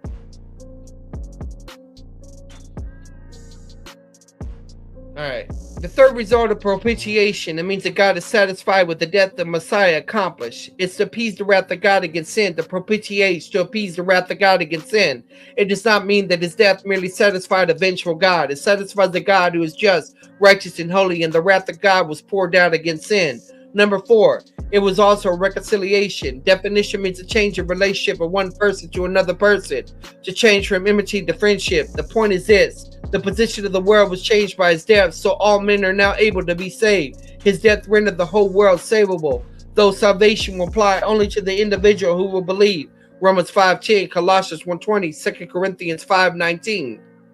The fifth result, there was a ransom. It means the blood of the Messiah was the price that has to be paid for the penalty of sin. The blood of the Messiah was the death of the Messiah is the ransom paid by a holy law of God. Matthew 20:28, 1 Timothy 2:6. Number 6, it was the proof of the love of God for sinners. The evidence is that he died for the world in a sinful state, not in a redeemed state. John 3:16, John 4:9, Romans 5:1-8. He does not die for us when he was his friends. He died for us when we were still enemies. Number 7 is the judgment of our sin nature. He rendered inoperative the reigning power of the sin nature's authority over the believer. So when we sin today, we merely submit to the will of the sin nature, but we don't have to. We all end up doing it. We don't have to. The sin nature is not removed when I believe. You still have it, but it's judged and condemned in Romans 6:1-10. Number 8, it marks the end of the law of Moses as the rule of life. His death marked the end of the Mosaic law. Believers are no longer under the law of Moses, but under a new law, the law of Messiah. Romans 7, Romans 10, Colossians 2, Hebrews 7, Hebrews 8, Ephesians 2, Galatians 3. Number 9, it's the basis of the continuing cleansing of the sin. We still sin and we're continuously being cleansed at the basis of Christ's death. This is the basic rule for all sins, following salvation. It's family forgiveness based upon the blood in John 1:7-19. But number 10, it's also the basis to the removal of the pre-cross sins. He didn't die only for sins committed after his death. He died for all sins committed before his death. Thus he died for the sins of the Old Testament saints. Animal blood was not sufficient to take away sins. Animal blood was able to cover sins, but not remove from sin. Hebrews 10, only his death could accomplish the removal of the pre-cross sins. Acts 17, Romans 3:25, Hebrews 9, and Hebrews 10:4. Number 11, the judgment of Satan and his hosts. Now, based with the judgment of Satan and every fallen angel or demon at the great white throne judgment. After the Messianic kingdom, the basis the blood of Christ. John 12:31, John 16:11, Colossians 2:14. It was the basis for the deferment of righteous divine judgment. God has deferred judgment until the end of time, but it's based upon the death of Messiah. And God is a right to judge men immediately, but justice is deferred, delayed, and because of his death, Romans 2, Romans 9, 1 Peter 3, 1 Peter 3, 9, and 15. 13, his blood was resulted in purification of things in heaven. The blood of Jesus was used to cleanse the heavenly sanctuary, which had been defiled by Satan's fall. Romans 8, Hebrews 9. 14, it's the ground for peace between God and man. Romans 5, ground for peace between Jews and Gentiles. Ephesians 2, Colossians 3, it's a ground for peace in the universe. Colossians 1:20. 15, it's also the basis for the national salvation of Israel in the future. Someday all Israel will believe on it. Deuteronomy 30, Jeremiah 31, Romans 11. Number 16, it's the basis of the establishment of the Messianic kingdom. Revelation 5 makes a point that Messianic kingdom could not be established apart from the death of the Messiah. The accompanying signs. Let's go to paragraph 166, the accompanying signs. The moment he dies, several things happen in rather quick succession. First of all, in Matthew 27:51, a tremendous earthquake hits. Secondly, in Matthew 27:52-53, the tombs are open. Tombs meaning caves. tombs, not graves below the ground, and many saints, many believers who were dead were now resurrected. And notice the word, and they were resurrected the moment he dies. They did not come out of the tombs until his own resurrection.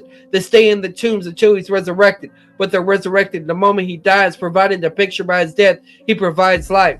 Now, this is not the resurrection of the Old Testament saints into immortality, because that won't happen until the second coming in Daniel 12:2. This was merely a restoration back to natural life of things that had not been dead all of that long, or they stay in the tomb until its resurrection. Then they go into the city. In Matthew 27:53, Jerusalem had appeared to many. We have no other record of these activities after the verse, because no one could be raised into immortality before Jesus' own resurrection. These all died again later. Now, another event that occurred in Mark 15:38 is the wrenching of the veil, a tear that began at the top and worked its way to the bottom. If a man came in to try to do this, this would take the bottom, tear the bottom and from the top. But he points out the tear begins at the top and works its way down to the bottom. Now keep in mind when the veil was. It was 60 feet long, 20 feet wide, and it's about 4 inches thick. And the significance of this spells out in the book of Hebrews in particular, and now access to God was made available to all. And when the Mosaic law was in operation, only one man can enter into God's presence. That was the Jewish high priest. Even from him, only one day in the whole year. Only one man out of one family, out of one clan, out of one tribe, out of one nation, out of one race could have access to God's presence. The Jewish high priest, even for him, only one day in the whole year, the Day of Atonement. But now that the veil had been rent, signifying the end of the Mosaic law, access is made available to all who believe. Outside the Gospels, the Jewish writings, there's no mention of this particular event. There's no other mention of this outside the Gospels. To keep in mind, only a few men have the authority to go inside the temple, so only a few would even notice that it was torn, and it could be kept really quiet. But now, what we do have in Jewish writing shortly after this period is a number of legends. The two common elements of these legends. Number one, they all concern the temple in some respect. The second, they're all dated the same way.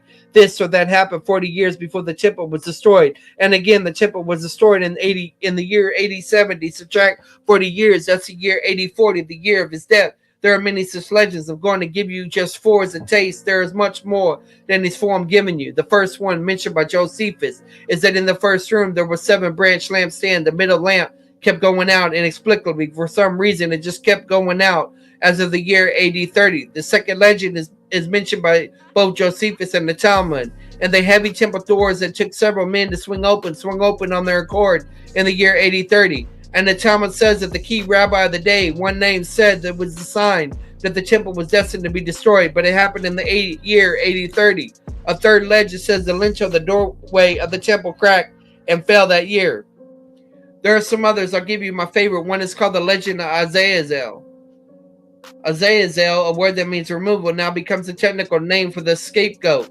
Now, on the Day of Atonement, on the day, 2 goats were presented before the high priest. 1 goat was chosen to live and 1 goat was chosen to die.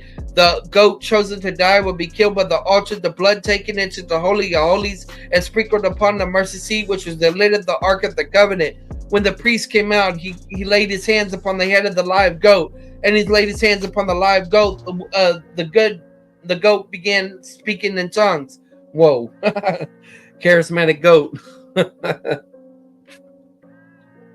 No, scratch that. Just checking if you're awake out there. He's making a joke. Laying on of hands was the Old Testament symbol identification, and now the goat was identified with the people of Israel. The high priest confessed the sins of Israel, and the goat was driven out of the camp, out into the wilderness. The picture conveyed is by the shedding of blood in the first goat. The second goat can bear the sins outside the camp. That's as far as the law of the Moses went in Leviticus 16, because of what Isaiah wrote in Isaiah 118. Though their sins be as scarlet, they should be white as snow. The Jewish legend says that before the live goat, the scapegoat, the Azazel goat was chased out, they would tie a red ribbon on the horn or neck. Miraculously, year after year, by a miracle, the red ribbon always turned white, signifying that God had forgiven Israel for their sins for that year. But the Jewish writings go on to state a date came when the red ribbon no longer turned white, and that was on the year AD 30. So from AD 30 to 87, there were 40 more days of atonement that continued the same ceremony for 40 more years. But the red ribbon never turned white again, showing God was no longer forgiving their sins by means of the 2 goats. What it says for us who are Jewish believers is this: the rabbis who recorded these legends failed to conclude why the red ribbon stopped turning white, because of Tetelestai, it is finished. In Hebrews 10:18 teaches, Once you have remission of sins, there's no more sacrifice for sins. So again, Jewish writers do not record the wrenching of the veil, but they do record something significant happened in connection with the temple as of the year AD 30. The two major results of this company signs. The first result is Luke 48, is a fear among the Jewish leaders as they observe these things happen. And the second result in Matthew 27:54 is the belief that part of the Gentile Roman Caesarean. Now, the way the person that normally dies of crucifixion is ultimately by suffocation, because the way you hang in there, you can't breathe, and the reason they put the wooden ledge by the foot is so the victim can lift himself up, take a breath, and come down again. And in doing so, going up and down, he can survive for a few days. But keep in mind that the cross was now smooth, so after a while, going up and down will make your back rather sore. In the case of Jesus, the pain was immediate because of the scourge he suffered. One day to hasten the death process is simply to break the legs of the victim that can no longer lift themselves up, and they would suffocate. Shortly thereafter, they proceeded to break the legs of the other two, but Jesus had already dismissed the spirit from the body, and they do not break his legs, fulfilling the Passover motif of Exodus 12:46. No bones of his were broken. But to make sure his dead soldier pierced aside, when he pierced aside, out came the blood and water to fill another prophecy in Zechariah 12:10. They would look upon him whom they pierced. There's been some discussion of what that meant medically. As some doctors have written, this is a sign of a ruptured heart. They gave a nice devotion and he died of a broken heart. Other doctors have written disputed the conclusion. As to what this means medically, I have no idea. One main concern is, what does this mean theologically? What are you rap reading from? Jewish Life of the Messiah. These are the lecture notes. And noticing your harmony on John reports this particular event, he also mentioned was an eyewitness to the event. And then when they writes the book of 1 John, in 1 John 5:8-12, he makes a reference to the water, the blood. For him, it's the evidence that God could provide eternal life, because it did mark Messiah's death. And by death, he provides eternal life. And this is significant spiritually of the outpouring of the blood and the water. The 28 stages, the request for the body of Jesus. Look at Mark 15:42. And now when even was come, because it was the preparation, again with a capital P, and because he's writing to Romans, they might not know what the term means. He explains that that is the day before the Sabbath. This is typical of Jewish terminology for the Friday-Saturday connection. The day of the preparation was Friday. Friday sundown, the Sabbath begins. At this point, two men come forward. One we met earlier is Nicodemus, who now comes out openly to identify with Jesus, and now we meet a new individual we have not heard of before, Joseph of Arimathea. We learned several things about him from the Gospels. Number one, he was of an honorable estate, which also means he came from a line of well-recognized, well-known people. Secondly, he was wealthy. That's how he could afford his own tomb near Jerusalem. Though that's not where he lived in Arimathea. Third, he was a good man that would emphasize his external actions. Fourthly, he was righteous. That was his internal state. Fifthly, he was one looking for the kingdom of God. He was a member of the remnant of the day. Sixthly, he was a counselor, meaning he was a member of the Sanhedrin. Seventh, but he was not yet a vote. And eighth, he was a secret disciple up until now. Up until now, he was a believer, but he kept quiet about it. And now, as John points out in John 19:38, they were quiet because of fear of the Jewish community. But now, in contrast to his previous fearfulness, the end of Mark 15:43, he boldly went to Pilate and asked for the body of Jesus. He boldly requested for the body. And in Mark 15:44, Pilate sent somebody out to check to make sure that Jesus was dead. And then they verified he permits the body to be released. The 29 stages removal of the body from the cross to wrap the body in linen cloth. Now, if you look at John's account, the end of John 19:40, they bound him in cloth. Notice the word cloth means strips of cloth, not a shroud over his body as a whole, but strips of cloth. That's why the Jewish people buried bodies in the first century. This shows that whatever the shroud of Turin might be, it's not the shroud of Jesus, whatever it might be. So he's saying because the strips of cloth that the shroud of Turin don't count. Anyway. Now the 13th stage is the actual burial in John 19:41-42. He's buried in a new unused tomb of Joseph of Arimathea. Luke 23:54 says, and it was the day of the preparation, the Sabbath drew on. As soon as the sundown occurs, 3 stars are visible, the Sabbath will begin. Now getting back to our passage of 1 Corinthians 15:1-4, the first point of the gospel is he died for our sins. The second point of the gospel is he was buried. I mentioned 2 theological significance of the burial for Jesus. First of all, it marks the last stage of his humiliation in 2 ways. First of all, it meant the death of the God-man. Being sinless, he should not have died. Yet he died the death like a sinner dies, because he died in our substitution. And secondly, none of those who were close to him participated in the burial. Notice that. None of those who were close to him in his life and ministry participated in the burial. He's buried by two men who were both Pharisees, who until now have become secret believers. Okay, I'm glad we're getting some newer people around here. Anyway, I'll interact more whenever I get through this. Now, theologians speak about the humiliation of the Son, in which they go from his incarnation and the likeness of sinful flesh into his burial. They also speak of the exaltation of the Messiah. They begin the exaltation normally with the resurrection, and they conclude with the enthronement at the right hand of God, the Father, 40 days later. I personally will begin the exaltation also with the burial. We said that in two ways. He's buried in a new, unused, rich man's tomb, the tomb of Joseph of Arimathea. Furthermore, in place of being buried in a common cemetery, he's buried in a privately owned garden. Now, centuries earlier, the first Adam in the Garden of Eden brought judgment and death. And now in this garden, the last Adam will bring blessing and new life to come. And again, the burial is part of the gospel because the evidence of his real death. So the first point is he died for our sins. Secondly, he was buried. The evidence of his real death. The third point, as we'll see later on, he rose on the third day according to scripture. The sealing of the tomb. Paragraph 168, the sealing of the tomb. The last two stages are found in the paragraph. Stage number 31, the paragraph for the embalmment, or the preparation for the embalmment. Now, the woman that came up with them from the Galilee took careful notice the exact tomb when they laid him. And in fact, Matthew points out that the two of the Mary sat against the sepulchre for a while. They didn't just get a look from the distance that could confuse the tombs. Two of them actually sat against the sepulchre for a while, and they began preparing ointments with the intent of finishing the embalming procedure. The burial customs was the Sabbath comes to an end. And the 32nd stage is the sealing of the tomb in Matthew's account in Matthew 27, 62 and 66. Now notice the elders of Israel do remember his statement about being raised from the dead. It's interesting because the apostles never got to the point, but the enemies did get the point.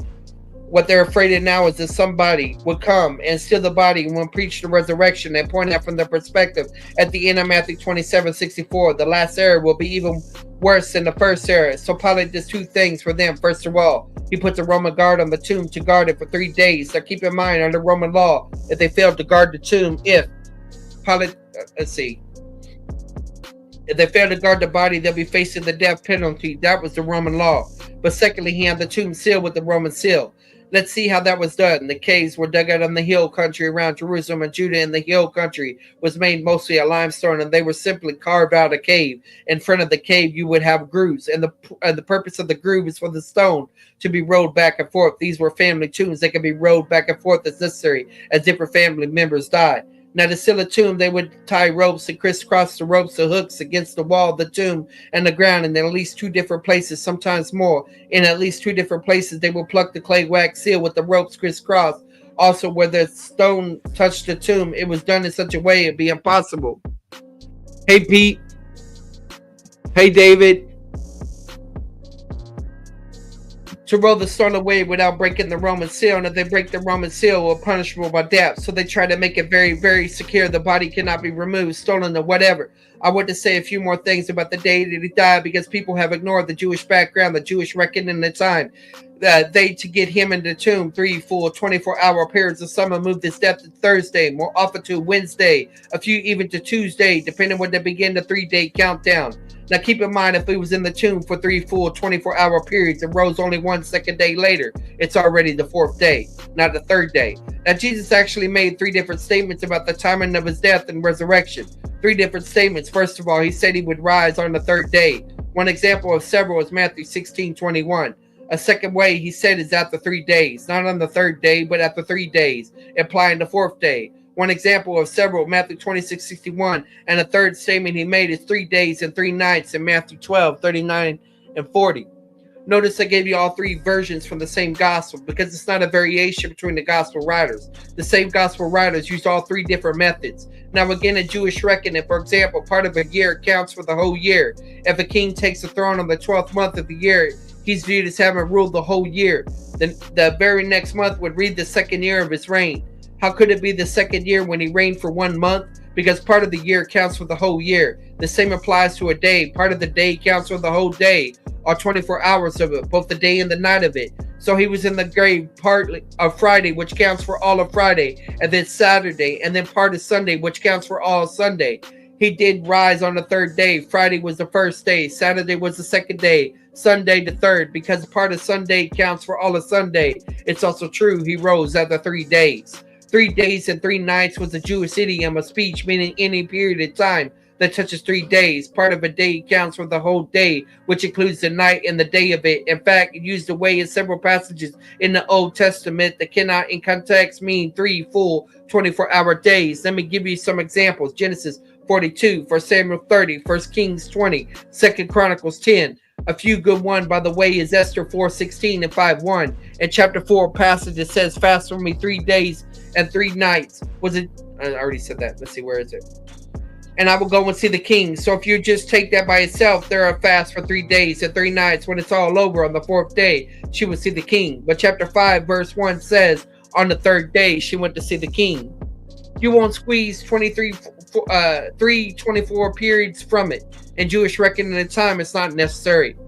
One more point of evidence that comes from the Jewish Talmud, which does mention the death of Jesus and actually specifies twice what day of the week he died. I quote you as it reads, this is tradition on the eve of the Sabbath and on Passover. They hung Jesus. The heralds went out crying, Jesus go forth to be executed because he practiced sorcery and seduced Israel and estranged them from their God. Let anyone that could bring forward a justifying plea for him come and give information concerning him, but no justifying plea could be found for him. So they hung Jesus on the eve of the Sabbath and on the Passover. Twice it says on the eve of the Sabbath, that makes it Friday, and then the Passover. They have to justify it by saying he was seducing Israel because it was contrary to Jewish laws, and we saw to do executions on the festival.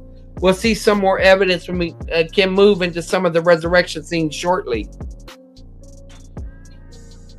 Yes, Pete, that's what I do. It speeds up my reading so that I'm not defeated. Whenever people giving me assignment, I do the best to confine myself into a confinement, and then hopefully I bring about a refinement so that I'll be thinking about things that are going to be on the quiz, because really I'm not a whiz, but you know what I can say? I'm not afraid of this. I'm not afraid to step up to the grade and do the type of study that is needed. And what can I say? That's how I'm proceeding. So hopefully when people think that I'm a weakling, they will see that I'm reading and it will sink in. It'll be like osmosis or psychosis, the way that I be spitting it, and so people will be getting it. Hopefully I won't be forgetting it, taking it to short term, bringing it to long memory. Can't you see that it's simmering? And hopefully you see what it is. It's like shimmering, shining like a diamond. Like I said, it's all for refinement. Anyway, the resurrection and the ascension of the king, the dawn and the resurrection day. Now we come to the 10th and the final segment of his life, the resurrection and ascension of the king. We talk about the theological significance of his death and burial. Let's begin with the theological significance of his resurrection. In paragraph 169, the dawning of the resurrection day, we characterize it in different categories. First of all, he's the Messiah that proved to be the Son of God. Romans 1:4 was the evidence that he was the Son of God. Second, they confirmed the truth of all that he said. Matthew 28:6, it also means the first fruits of the first resurrection.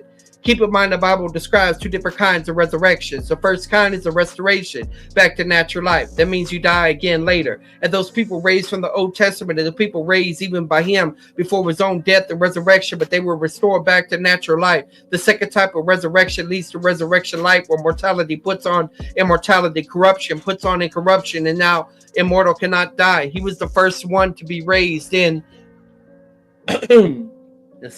in this kind of body. He's the first fruit of the first resurrection. In 1 Corinthians 15, it was a declaration of the Father that the Messiah met all the requirements of the law of Moses. Philippians 2:9. The second category, specific resurrection to people in general. He makes certain resurrection of all men. Both believers and unbelievers will be resurrected, though not for the same destiny. 1 Corinthians 15:20-33. It also guarantees the judgment of all unbelievers, and all believers will be judged on the basis of the resurrected Son. Acts 10, Acts 17.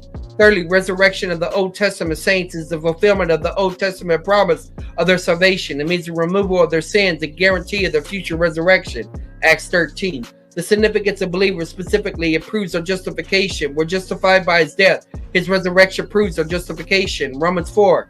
Second, it guarantees power for believers' service, resurrection power to accomplish what we've been called to do, Ephesians 1. Third, it guarantees the believer's individual resurrection to immortality, Romans 8, 1 Corinthians 6, 2 Corinthians 4. Fourthly, it means the forgiveness of the believer's sins. We're forgiven because of his death. But again, this is the evidence of it. 1 Corinthians 15, the Messiah is the head of the church. Ephesians 1:20, it means the Messiah now has the keys of death as far as believers are concerned. So when a believer dies, it is Jesus that puts us to death, puts us to sleep. The one exception to the rule is a believer who has been excommunicated from the local assembly. When that happens, the Satan can put the believer to death only in the physical sense, not in the spiritual sense, but normal. It is Jesus who puts us to death.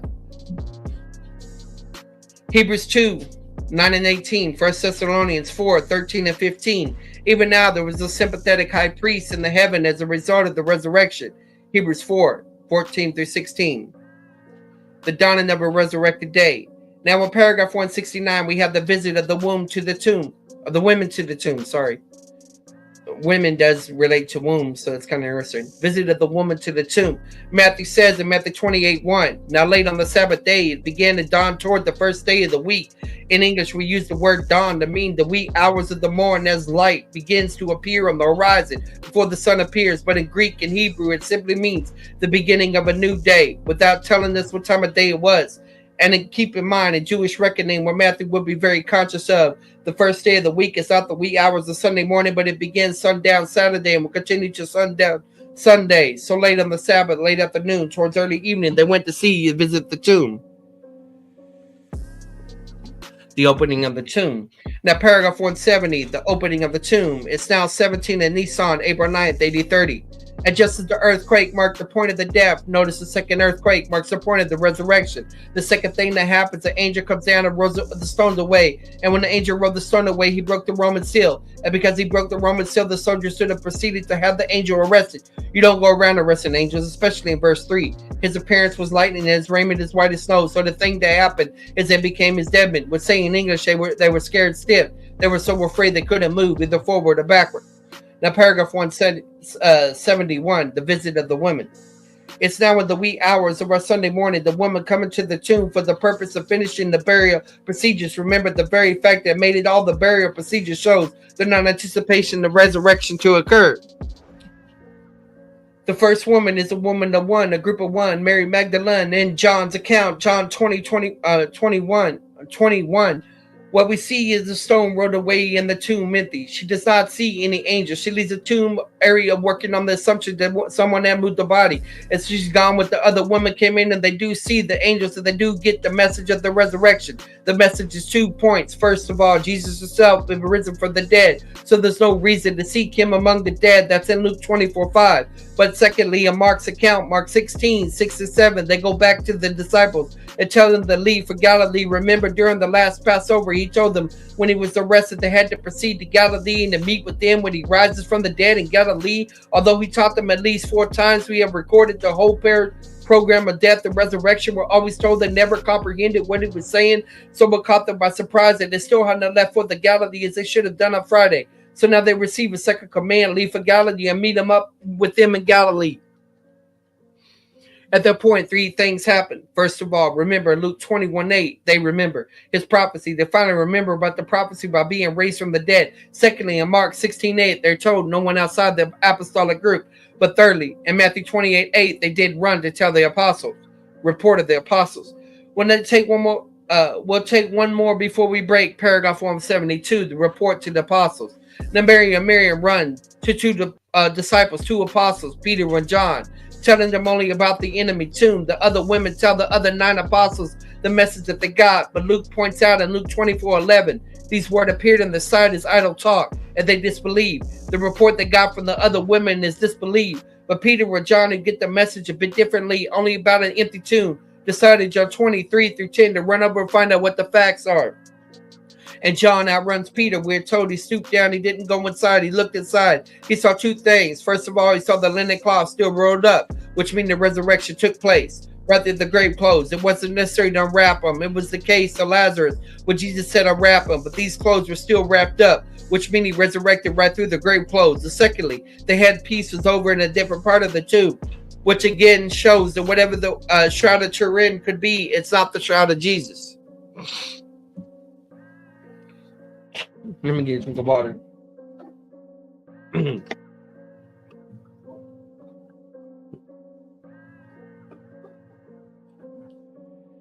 I have the Star of David. So what that represents the nation. It's not even in the Old Testament. So you regretting it. You say it's the Star of Rephidim. What can I say is him for them? I'm not the one to put it on the book, but if you take a look, you will find out that it's from Dr. Fruitenbaum. And so don't get mad when you talk about a nation dropping bombs. If you come in with the anti-Semitism, you're going to be regretting because you ain't over there fighting with them. If you really about that stuff, then go over there and call their bluff. Join the Palestinians and let's see where they've been again. Until then, understand that I'm a dispensationalist, not a cessationalist, meaning I don't bank everything on 1948. But at the same time, I get the scripture straight. And I'm going to tell you, God has a future for the nation. You just wait. They're going to be resurrected in the tribulation, and forget what you insinuated. God's got a future. That wound is going to be sutured, and whether it's later or sooner, God's going to bring it. So don't be a doomer. I'm going to tell you the truth, and that's a fact that you got to accept, or you could reject it. Don't matter, because I said that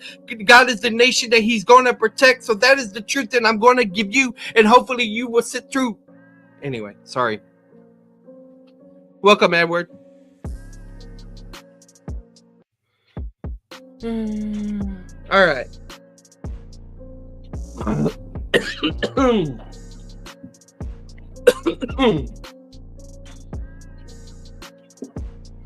Okay.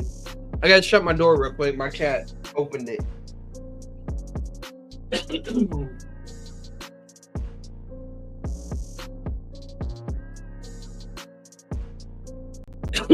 Right, John Smith. And then Peter, who's in the midst, a bit more impetuous, walks right into the tomb, and both see the same evidence, but they leave the tomb with the two different conclusions. John leaves the tomb area believing the resurrection is taking place, but Peter, when Luke 24:12, leaves the tomb area in a state of perplexity, not certain, but what he should do with what he just saw. We'll take a break, and then we'll finish up the account. Okay, so here's more of the note stuff. Well, we got to go slower through this. And I'm going to take it out of presentation mode. All right. And then we'll get up our marker. The second 3 hours, the wrath of God.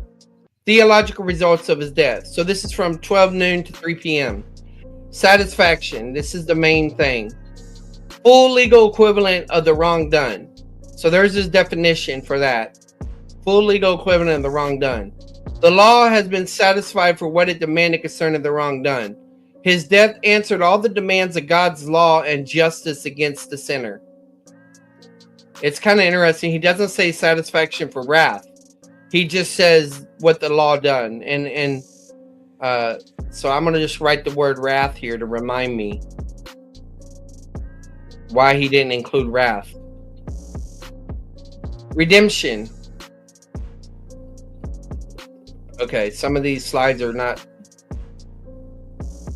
All right.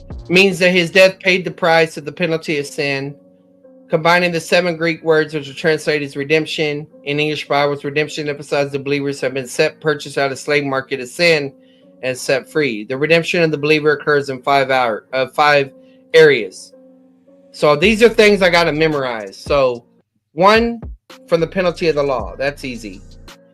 From the law itself. So this is the penalty of the law. So I got to put in my mind, okay, penalty would be like death, right? And then it says from the law itself. So this is like jurisdiction for Jewish believers. From the power of sin. Okay.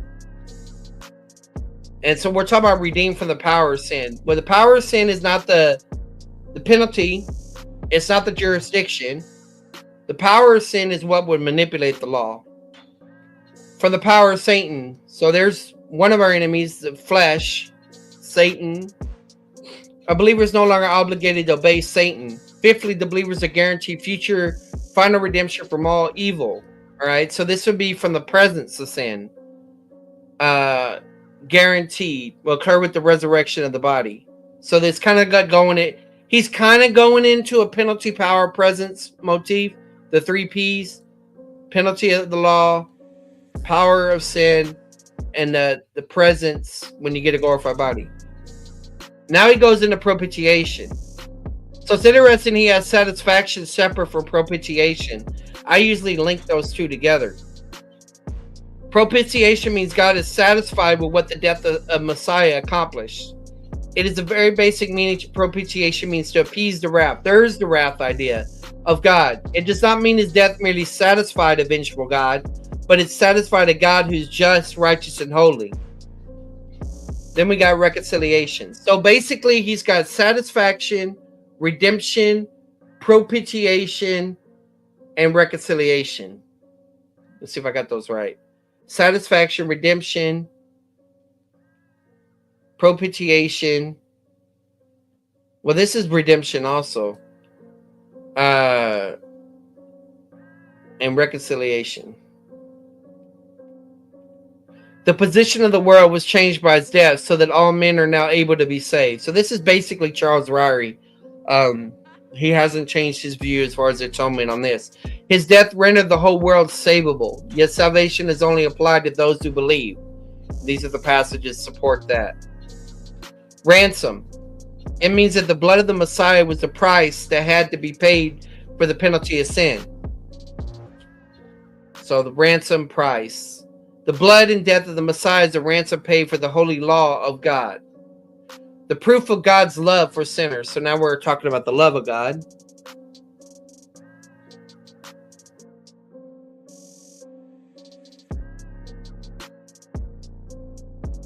I'm just looking. Oh, and by the way, welcome, Edgar.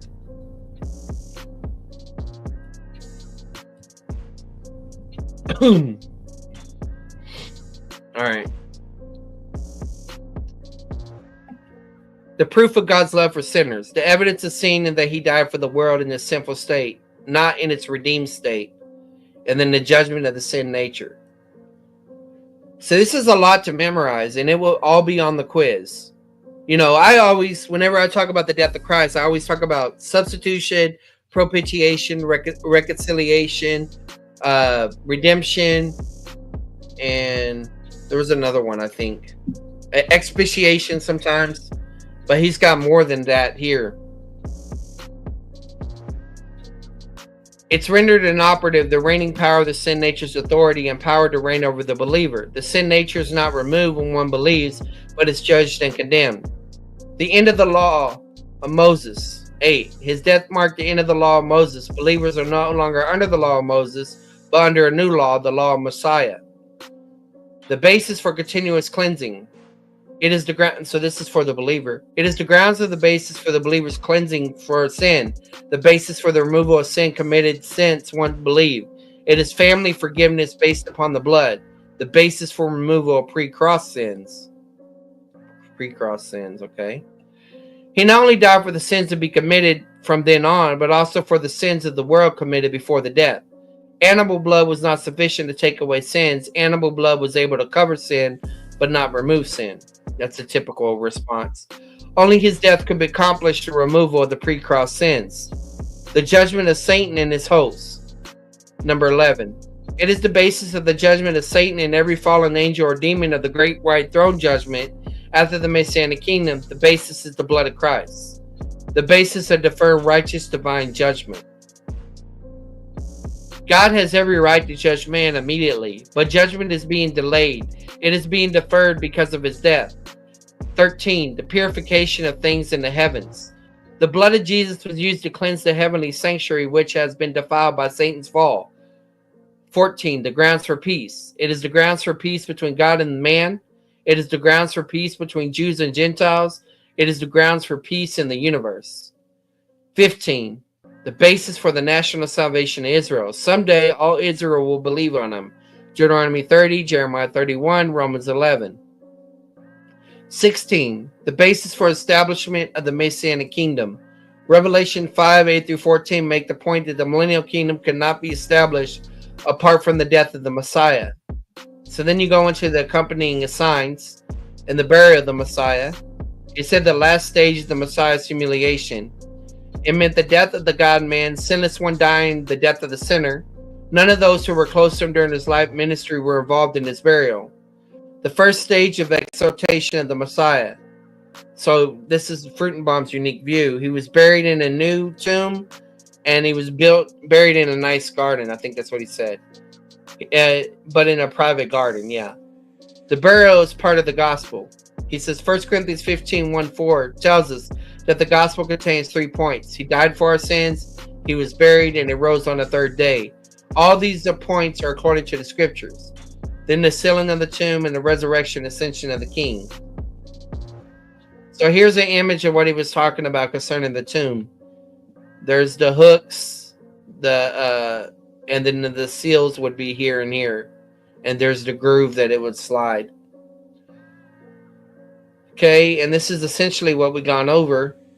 And we'll just go ahead over for the structure. The company signs the burial of the Messiah, the sealing of the tomb, the death of the king, the resurrection, ascension of the king, the dawning of the resurrection day, the opening of the tomb, the visit of the woman, the reports to the apostles, the first appearance, Mary Magdalene, the second appearance to women, the report of the guard, the rejection of the second son of Jonah, the third appearance to 2 of the Emmaus Road, the fourth appearance Peter, the fifth appearance to 10, the sixth appearance to 11, the seventh appearance to 7, the eighth appearance to 500, the ninth appearance James, the 10th appearance to 11, the ascension of the king. And then the next part we'll go into the sequel, which I'll cover. I think it's going to be on the next test, so I'll leave that part out. Let me see if there's anything else. So it's a lot to remember off this particular test. And what I typically do is I look for lists. And so like right here, I'm looking for numbers. Like it says 3 stages. The religious trial has 3 stages. All right. And we completed the second stage of the trial. Now, while the second stage is going on, elsewhere, we have the event of the denial by Peter. Okay.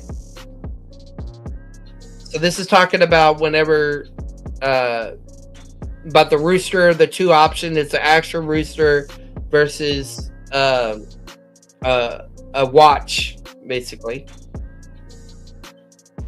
The cursing, the oath language. He denied Jesus 3 different times. All right. So right here, look at this, guys. What you have here is the 3rd physical mistreatment, the first of 8 mockeries, and we'll suffer 4 mockeries before the cross and suffer 4 mockeries after the cross. So right here, this would be a good slide. Which one am I on?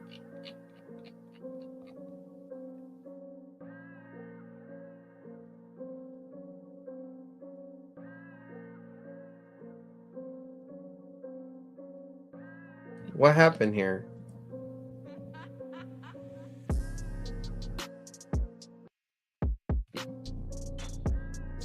Okay, right here. This would be a good slide to start making a chart. Charts help me memorize things. So what we have here is a 3rd physical mistreatment.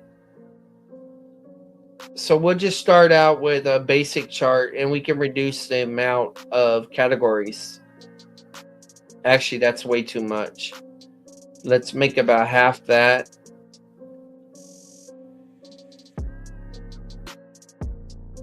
All right, so let's make this the mistreatment category.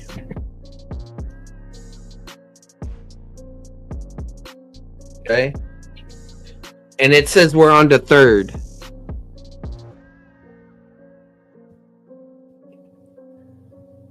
Third physical mistreatment. So it's a physical mistreatment. It suffers on the night, and you had the first of 8 mockeries. So mockeries. How do you spell mockeries? M-O-C-K.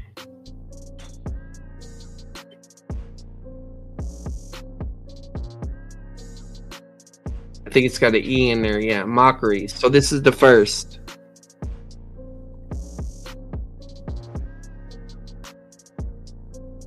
Well, since this goes back to the 3rd, the simple thing to do is just add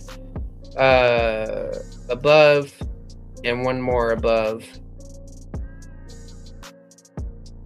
So this would be the first, the second,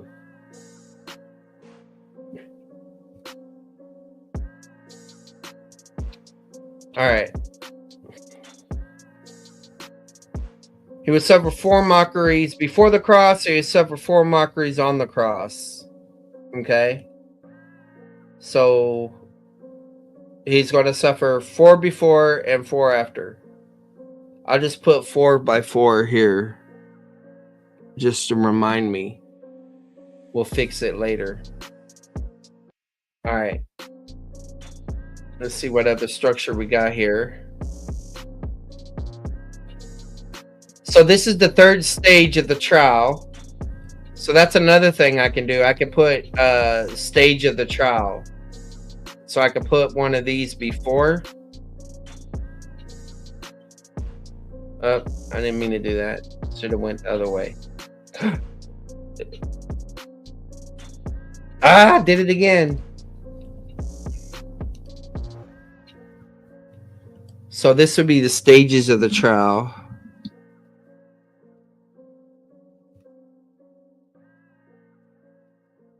All right, so we're on the 3rd stage of the trial. So we got the first. Now I don't want people to get confused and think that these all correspond. This is just how I'm trying to clean it up.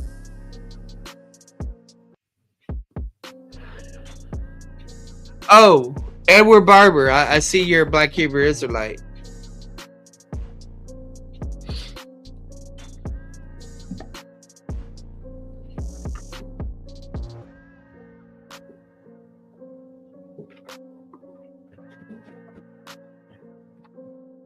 Anyway, so let's see here.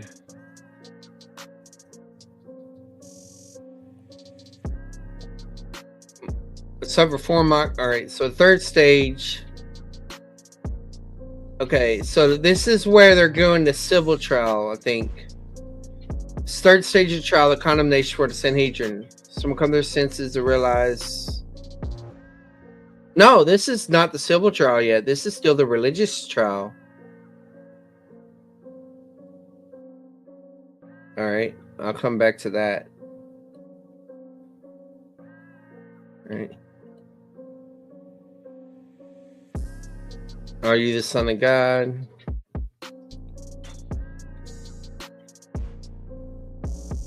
Two questions they're asking. Are you the Messiah? Are you the Son of God?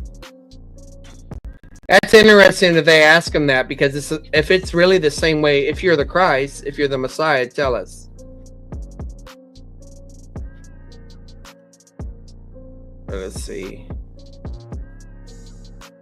So this is talking about Judas not being able to be there as a he'll be there for the civil trial to fulfill the 3rd function as prosecuting witness. Let's move this down here with us. So this is a discussion about whether Judas is saved.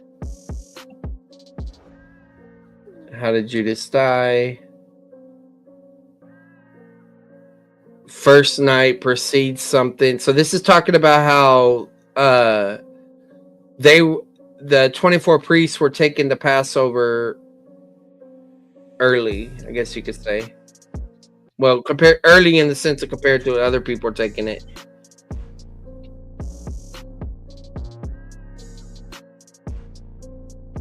All right. That's talking about the Judas, the hanging, and all of that.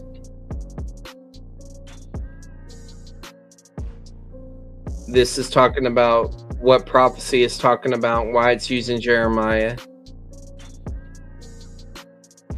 His response, yeah. Gehenna. All right. This is still all about Jeremiah. All right, so here's the civil trial. We have the civil trial that goes 3 separate stages. Okay, and there's 22 laws that were violated in the Jewish trial. There's 2 main laws that are involved in the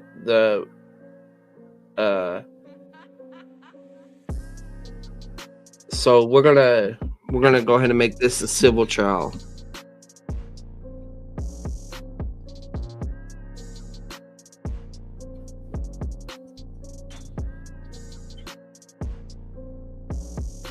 Okay.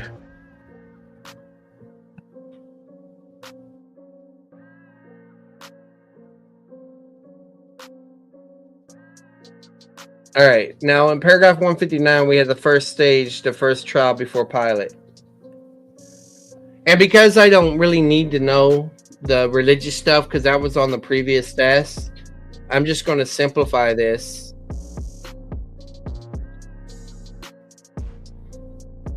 And just make this all the civil trial.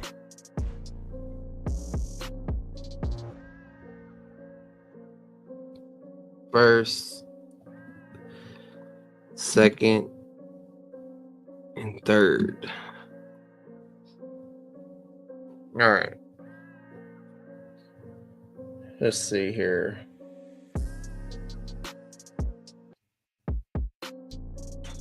So this is just background on Pilate. This is talking about that the they doesn't refer to Jesus, it refers to the high priests that are taking the sacrifice.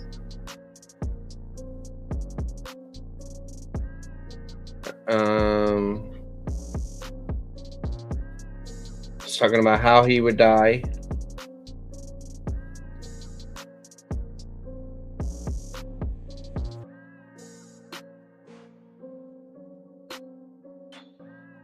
He's asking him, are you a king? Meaning, are you a competitor of Caesar? Right.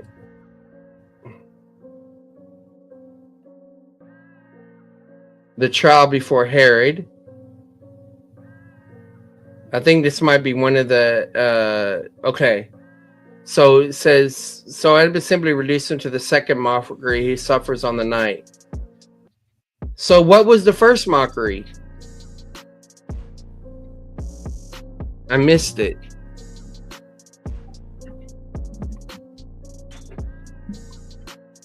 I don't know what the second one is. I'll come back to it.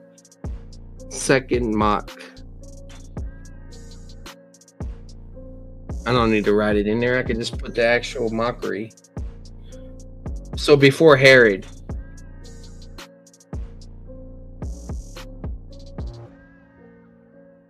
All right.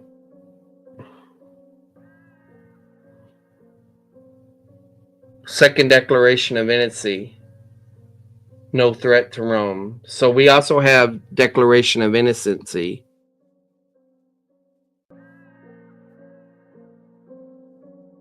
No threat to Rome. So that means the first one had to be before Pilate. The first mockery had to be before Pilate.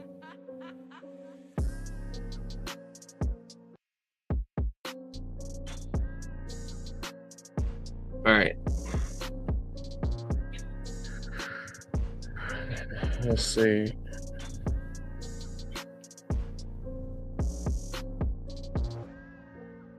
That's about how Herod and Pilate became friends. It's about Coagula. The second trial before Pilate. Okay.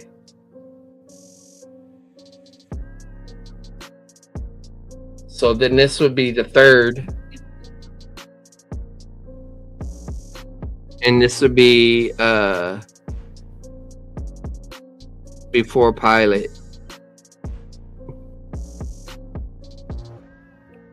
I don't think I'm going to need these categories for right now, so I'll just delete them.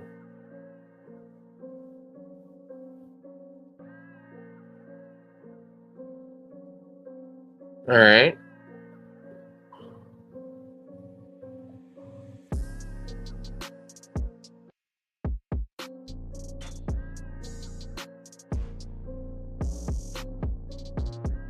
Okay, so this is where it's talking about releasing Barabbas.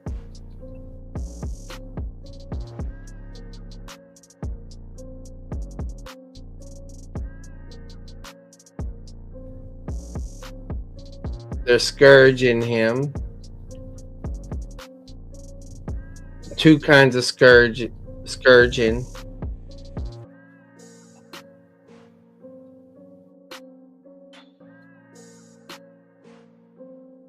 All right, we also have the third mockery. Purple colored cloth. So the third mockery, so this is the robe of a king. Purple robe. And the nails and all that stuff. Third of the four mockeries he suffers before the cross. All right. So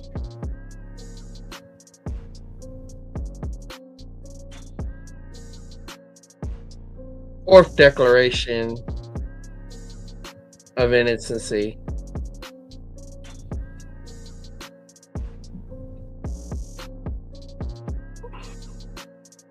But see, that's weird because first mockery, harried robe. I think I'm off by one, but it's all right.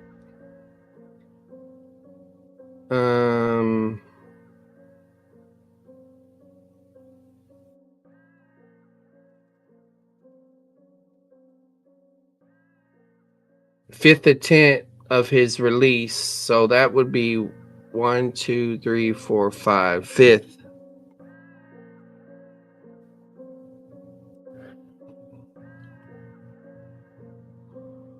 And then they said Caesar's friend. Then it goes in the background about that.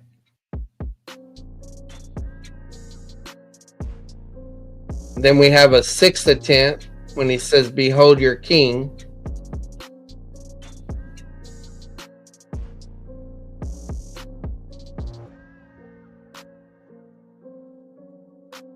All right.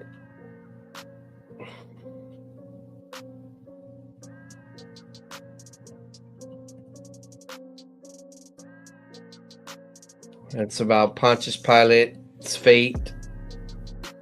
All right. Here's a fifth declaration.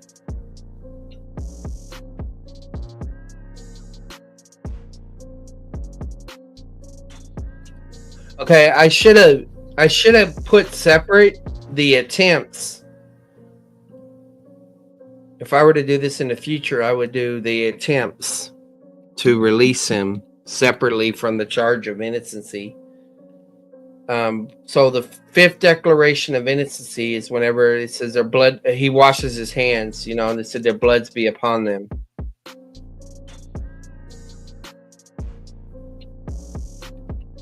All right. Okay, then look right here. Now we're going into 32 distinct stages.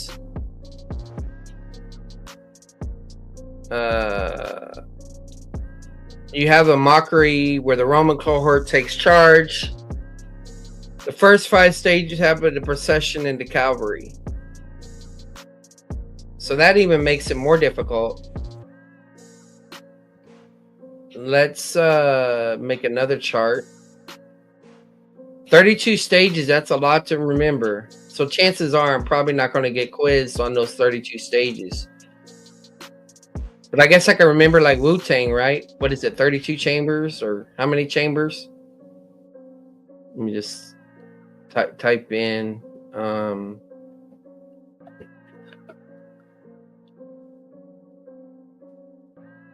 32 stages.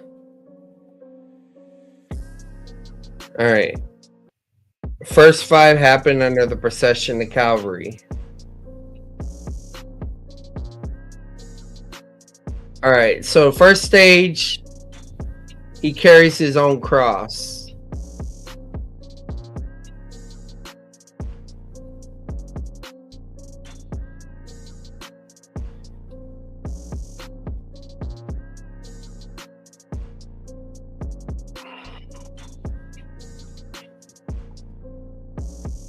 Okay. That's where Simon the Cyrene's involved. All right.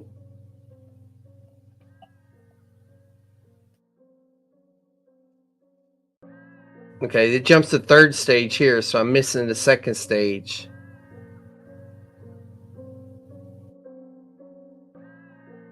I think the second stage is Simon carries it. Yeah, we'll just put Simon carries the cross.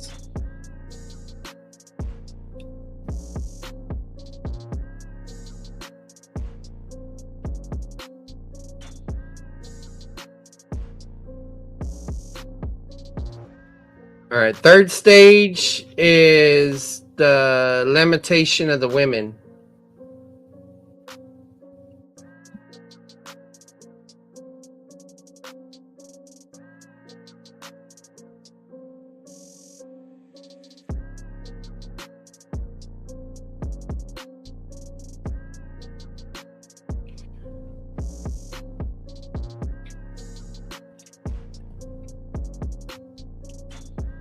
All right, the arrival of Golgotha.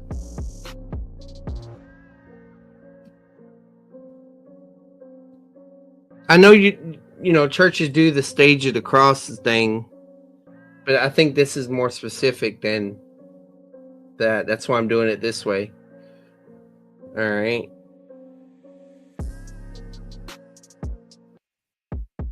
Refusal to drink the gall. Or refusal to take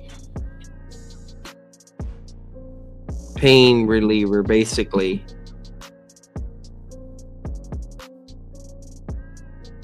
Okay.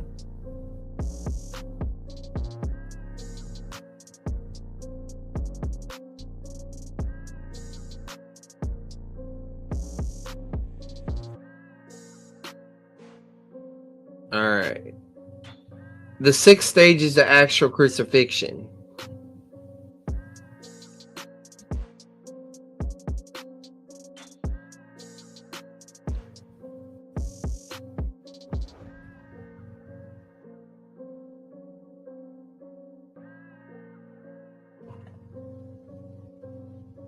It's talking about the different types of crosses here.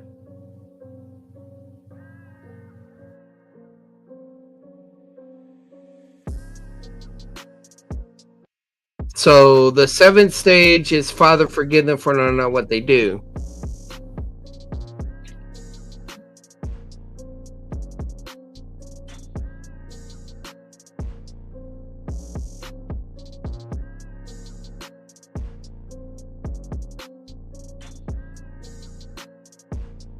Parting of the garments.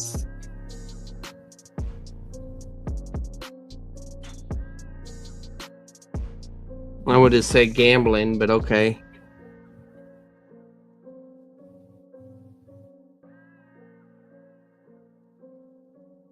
Partin.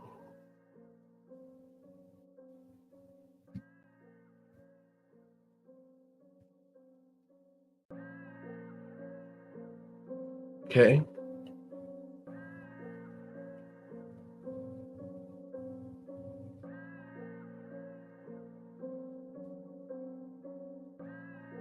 The superscription.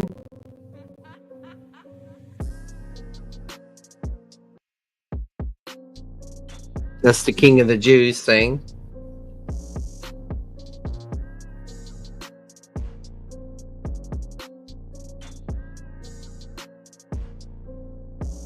The 10th stage is the co-crucifixion of the other men.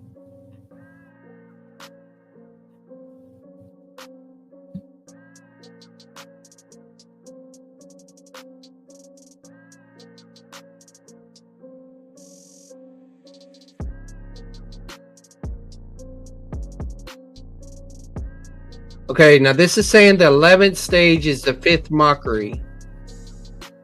All right, so 11 is also the fifth mockery. So I would put that in my mockery chart too.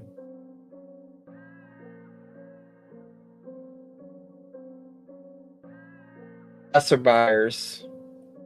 Fifth mockery by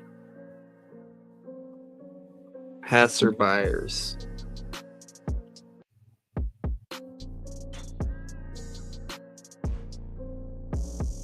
12th stage, 6th mockery was the Jewish leaders.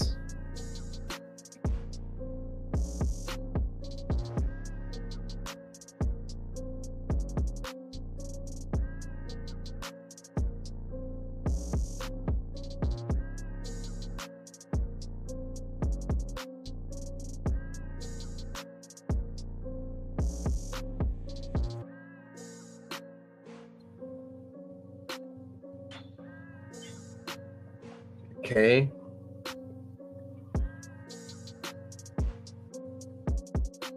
"13th is the 7th mockery, and that's the Roman soldiers.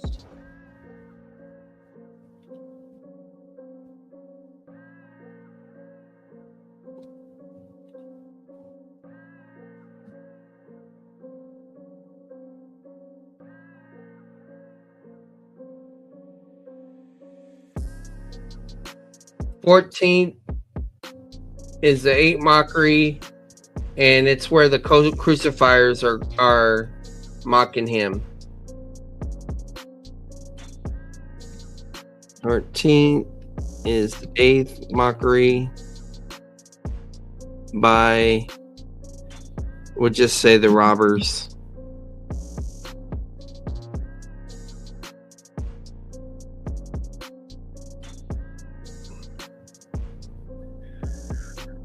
Okay.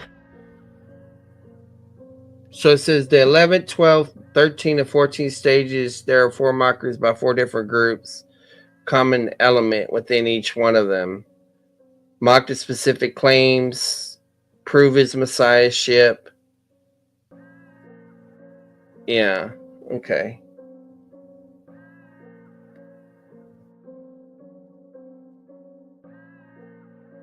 The 15th stage, conversion. 15th, conversion of robber.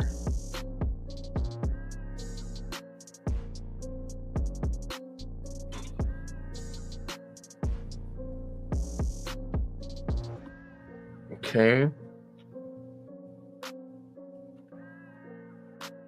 16th, today you will be with me in paradise.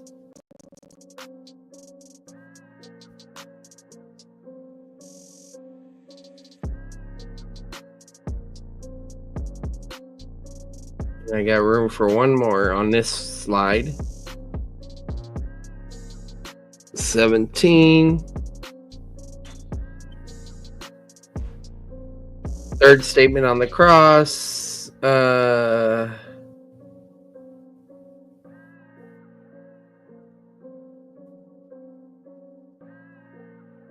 Let's see.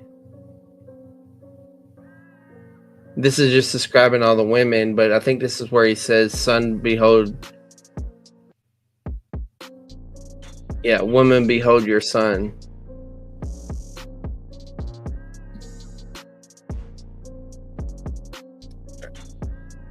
And I'm going to duplicate this, erase these.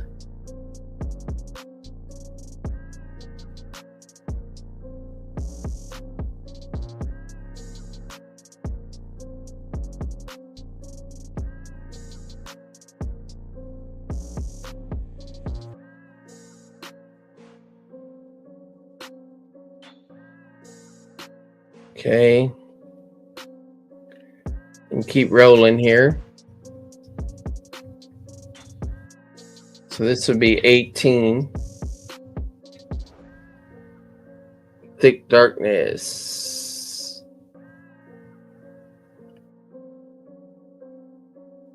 These are the different sources for the thick darkness: Dionysus, Diogenes, and then Phlegon.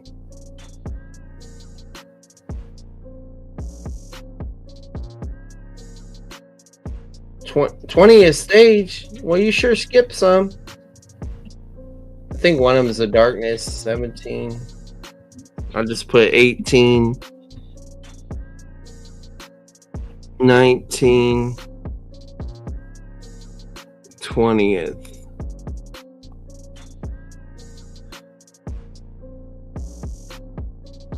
See if I see any more.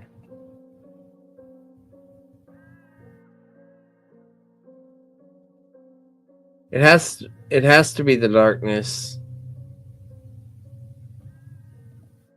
But it doesn't make sense how it jumped all the way to 20. My God, why are you forsaking me? Unless it's recognizing woman behold your son and son behold your mother is separate.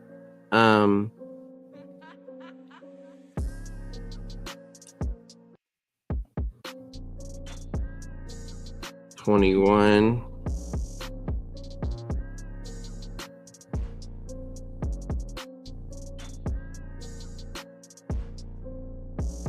Now the 18th stage was darkness. 19th was this cry. You tripping. Somewhere you're tripping.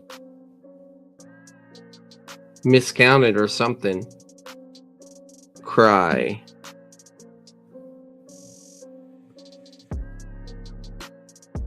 So if the cry is this, and it can't be the 20th.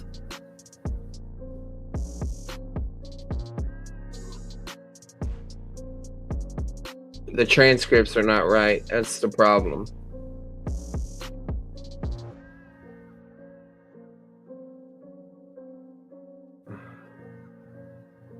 I thirst. 21st is saying I thirst. But then he jumps back to 21st. Whatever.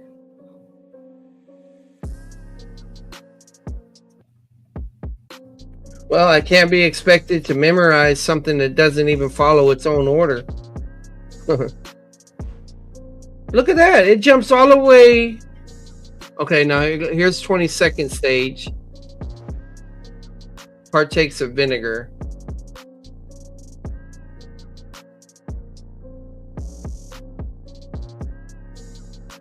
That's so he can speak.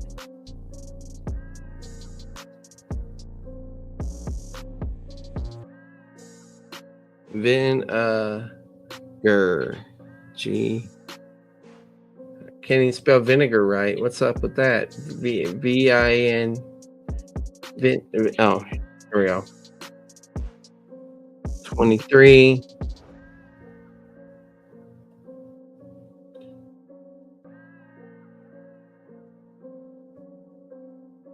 Vinegar.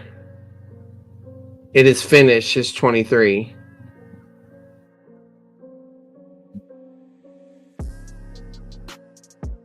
So that's the final. No, it's not the final because he says, in my hands I commit my spirit. Yeah. 24th. In your hands.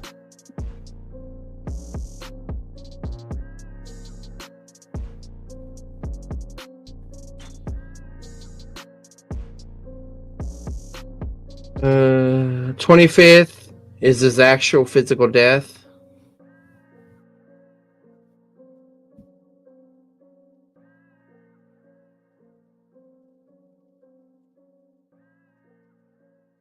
Okay. So this is talking about satisfaction, redemption, the things we've been redeemed from, propitiation, reconciliation, fifth result, ransom. I'll have to study those.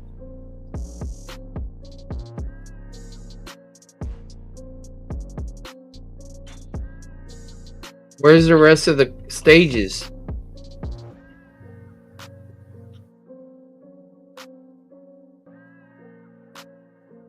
I think he lost count.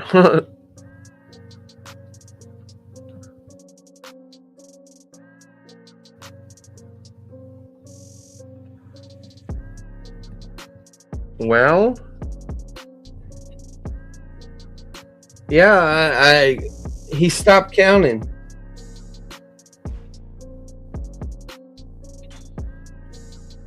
No, here it is. The 27th stage in John's account. We have the breaking of the bones. So 26, 27th. There's no breaking of the bones. It's not breaking of the bones. Okay, yeah, breaking of their bones. And Pearson. Jesus.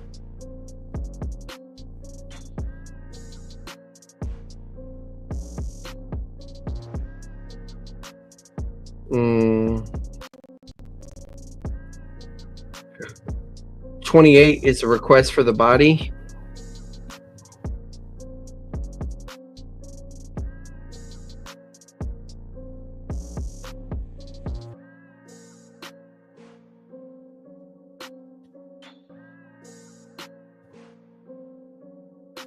Twenty-ninth is a removal of the body.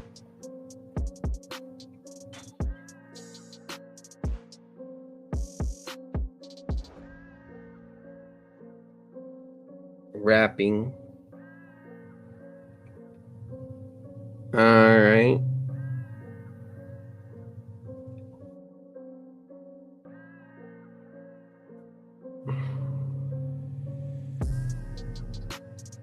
Preparation for a bombing is 30.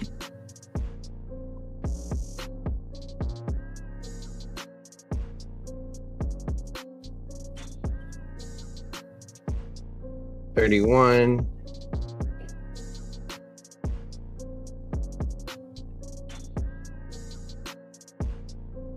Sealing of the tomb.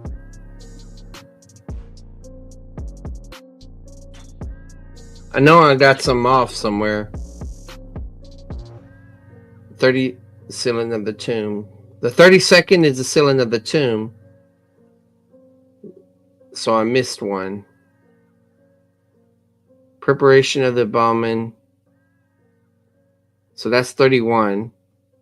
What is 30?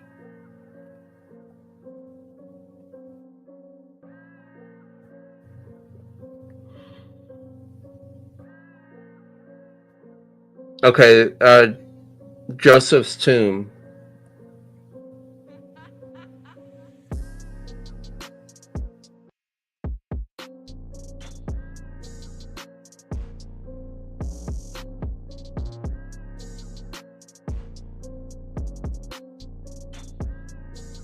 Joseph's tomb being purchased or whatever. Yeah, that's entirely too much. So the chances of me having to memorize all of those. Now the mockeries might be what I have to memorize. But even just going through this, it kind of helps me think about what I need to memorize. And of course, the different views of the atonement, or the things that the atonement accomplished, or things I gotta mention. Now, let me see here. If you type in the stages of the cross, how many of them are there? See, stations and stages is not the same thing, but it is similar.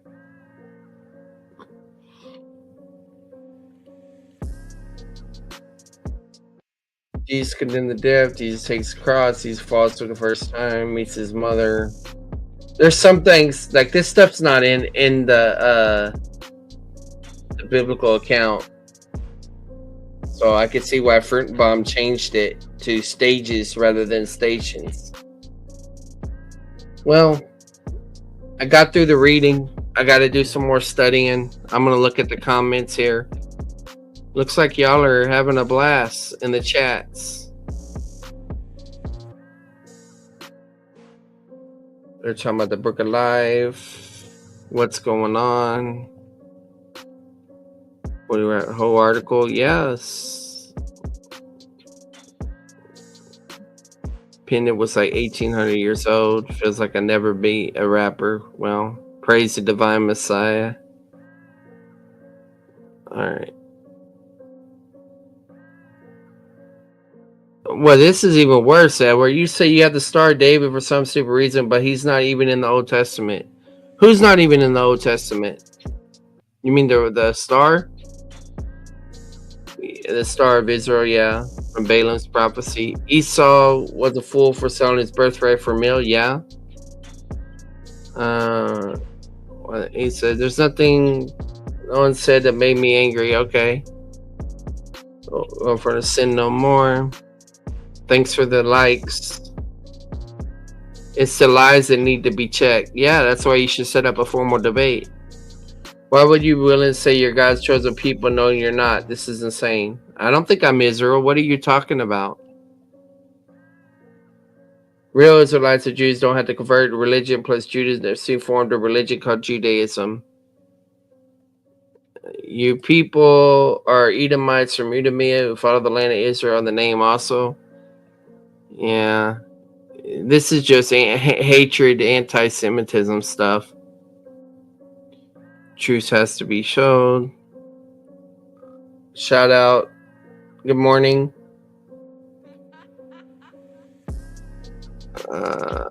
Has policy against certain names. I wonder about the Batang name. I will erase. Not my channel. Moderate for that.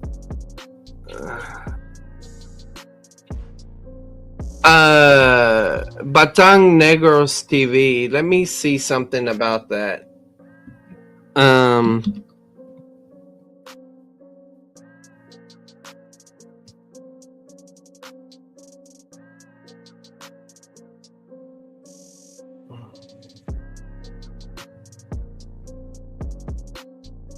That's not a so Big Stack, that's not an N-word. That's the actual place in the Philippines. So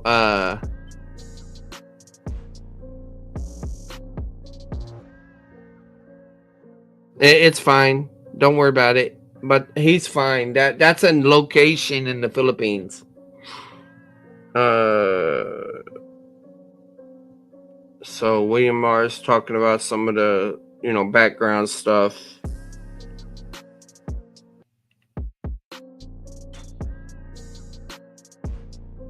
All right, guys. I got accomplished what I needed to read. I'll go over it and study it and take a quiz soon.